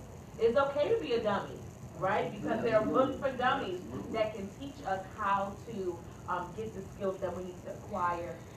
Learning more, getting more skills. Nobody can stop you from getting certification. You can do that with or without an employer, and creating your own experience, as I heard that. So, Edwin, let's have you start with this. What do you think is actually stopping, or what is the reason for the shortage, if there is one? I don't know if it is a myth or it's not a myth, but what's the shortage of blacks being in technology? Good question. One of the other hats I wear is I'm a founding board member of a school called the Baltimore Collegiate School for Boys.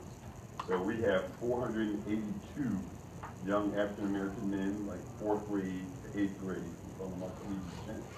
And large part of why I wanted to get to school was because exposure is everything. And the ability to read and calculate at a very early age sets the stage, I think, for you to be able to be that tinkerer who, you know, and so, because you could pick up the book and read yourself, like he said, he saw a computer sitting over there, there was a book, a manual, nobody was using it, but because he could read and you know, ingest this information.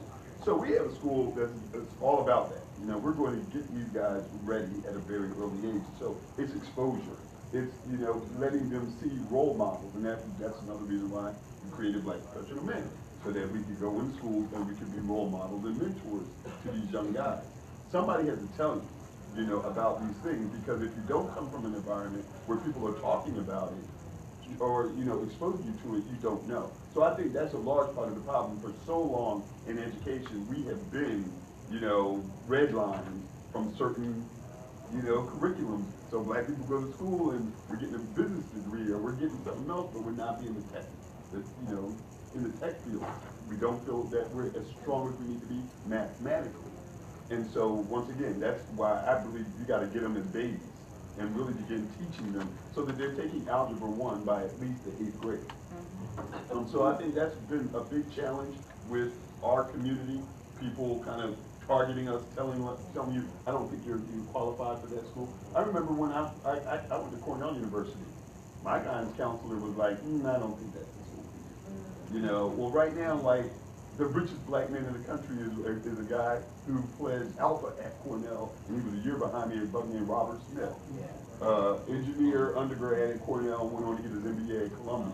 I have a very good friend who's a sister who was an engineer at Cornell. She just landed her first, her Series A round, $13 million for her Series A round of her company called Landed. And Landed is her name is Lisa Skeet Tatum. And Landed is a women's version of LinkedIn.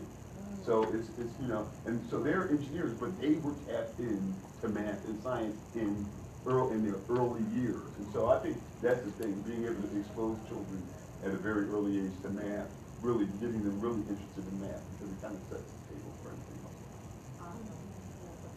Oh, no. Well, I wanted to go back to the what Mac mentioned in terms of having the security clearance. So please don't hold this against me. I'm originally from Pittsburgh, Pennsylvania, but that's okay because they don't pay my bills. So, but being a black man in Pittsburgh, Pennsylvania, and I believe it was Ms. Peters that mentioned the idea of Bethlehem Steel. So I wasn't as aware of what that was here, but U.S. Steel in Pittsburgh, same experience. So I saw my brothers and generations before that working in the mill, and that was what they were mentally being prepared, for. Being introduced to technology very early on, I had a different perspective of other opportunities. But experiencing these subtle exclusions in Pittsburgh, oh, you're so unusual, or, are you sure you want to work in this particular arena? So at a certain point, I recognized that Pittsburgh just did not offer the opportunities that I wanted to seek out. Moved here into Maryland around 2001, and started marking my resume, and even, Pittsburgh and my experience in Maryland, maybe my resume would get about 75 hits a year. Got my security clearance, worked over at NSA, I was getting 75 hits a week. And it was not just the experience or the attribute of having the security clearance, but it was also having the data and database expertise. So just wanted to add that. Just to stay on to get back on the topic of why the shortage. So, the shortage isn't just because of black and brown people. The shortage is overall. Why? Because a lot of these tech fields, your basis is your math and science. Right?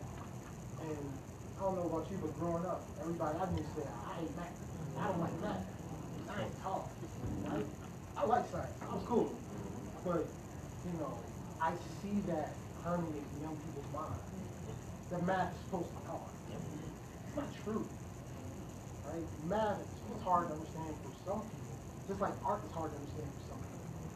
Right? Like, I was horrible at reading growing up. Reading was hard for me. Math is cool for me. Everybody has their strengths and weaknesses. But we put this idea in our head that like math and science is supposed to be tough. It's just subjects is cool. If you like it, you like it. It's okay. And so I think that's just where it starts. Now let's talk about black and brown engineers. And the number one, the place where most black and brown engineers come from are beautiful HBCUs. I love my HBCUs. Dude, I went to Morgan State. Love Morgan State, yeah. Let me be real with you. A lot of their computer science and engineering departments aren't the same about You know what else? Growing up, nobody told me I had the opportunity to go to any other type of schools.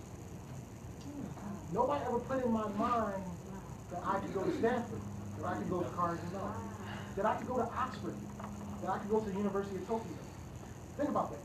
Like, what would stop me, as a young black man in Baltimore, from going to the University of Tokyo? Nothing but applying. Literally, that's the only thing that stopped me is applying. One thing I learned is being an entrepreneur and getting out of my bubble and being around like all these rich people was that there's just opportunities out there just open. That I never considered because nobody around me ever spoke about it. And I had a friend recently talking about he wanted to get his MBA, right? So he's like, yeah, I think I'm going to go get my MBA from Bowie. Because he took undergrad at Bowie. I was like, yo, why don't you get your MBA from the top 3 schools? You should go to Wharton. He's like, what do you mean? I was like, well, you know, when you go to get your MBA, you go to learn about business, but the real value of it is the network of people you go to school with. Only reason I know that's because one of my best friends, his brother went to Wharton. He told me that. And so my friend was like, what do you mean? So you know what I did? The next day I had him meet a young black man who got his MBA from Harvard, a young black woman who got her MBA from Yale, and another young black man who got his MBA from Wharton. So these are 3 black people who got their MBAs from top schools. So you can see it, it's possible. And they each gave him tips and tools on how to go through that. Right? And so we very often limit ourselves because nobody ever told us that we could do more. Nobody ever told me I could do more. You know, or they tell you, you know, as a young person, you don't listen. You know, you don't listen, you don't see. Right? I wish I understood that younger, at a younger age. And then the last piece is, and this also goes to why you don't see black people in these top tech firms like Google, all black people getting funding, right? It's the same thing. When you go in for an interview, right, and that person sitting across from you having a conversation, interview's a conversation. They're trying to learn you, right? Once you leave, all the people who interview you, they come together in this room and they deliberate. And somebody says, you know what? I know he didn't do that great on this question or that question, but I saw something.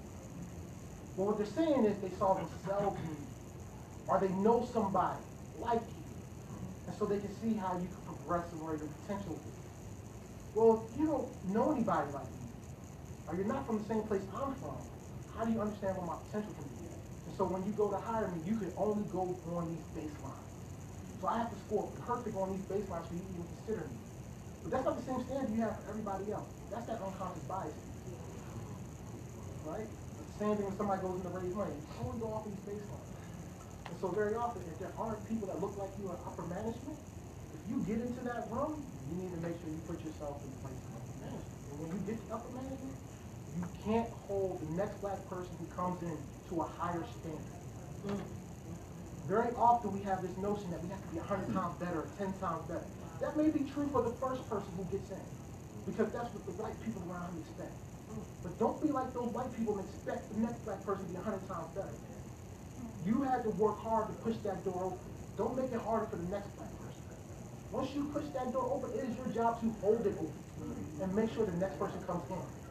So even if their resume isn't perfect, even if they didn't have the best interview, give that person a shot, right?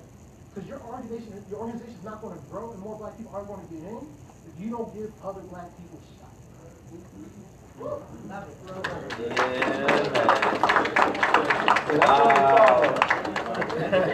And I'm going to start off by saying I'm not.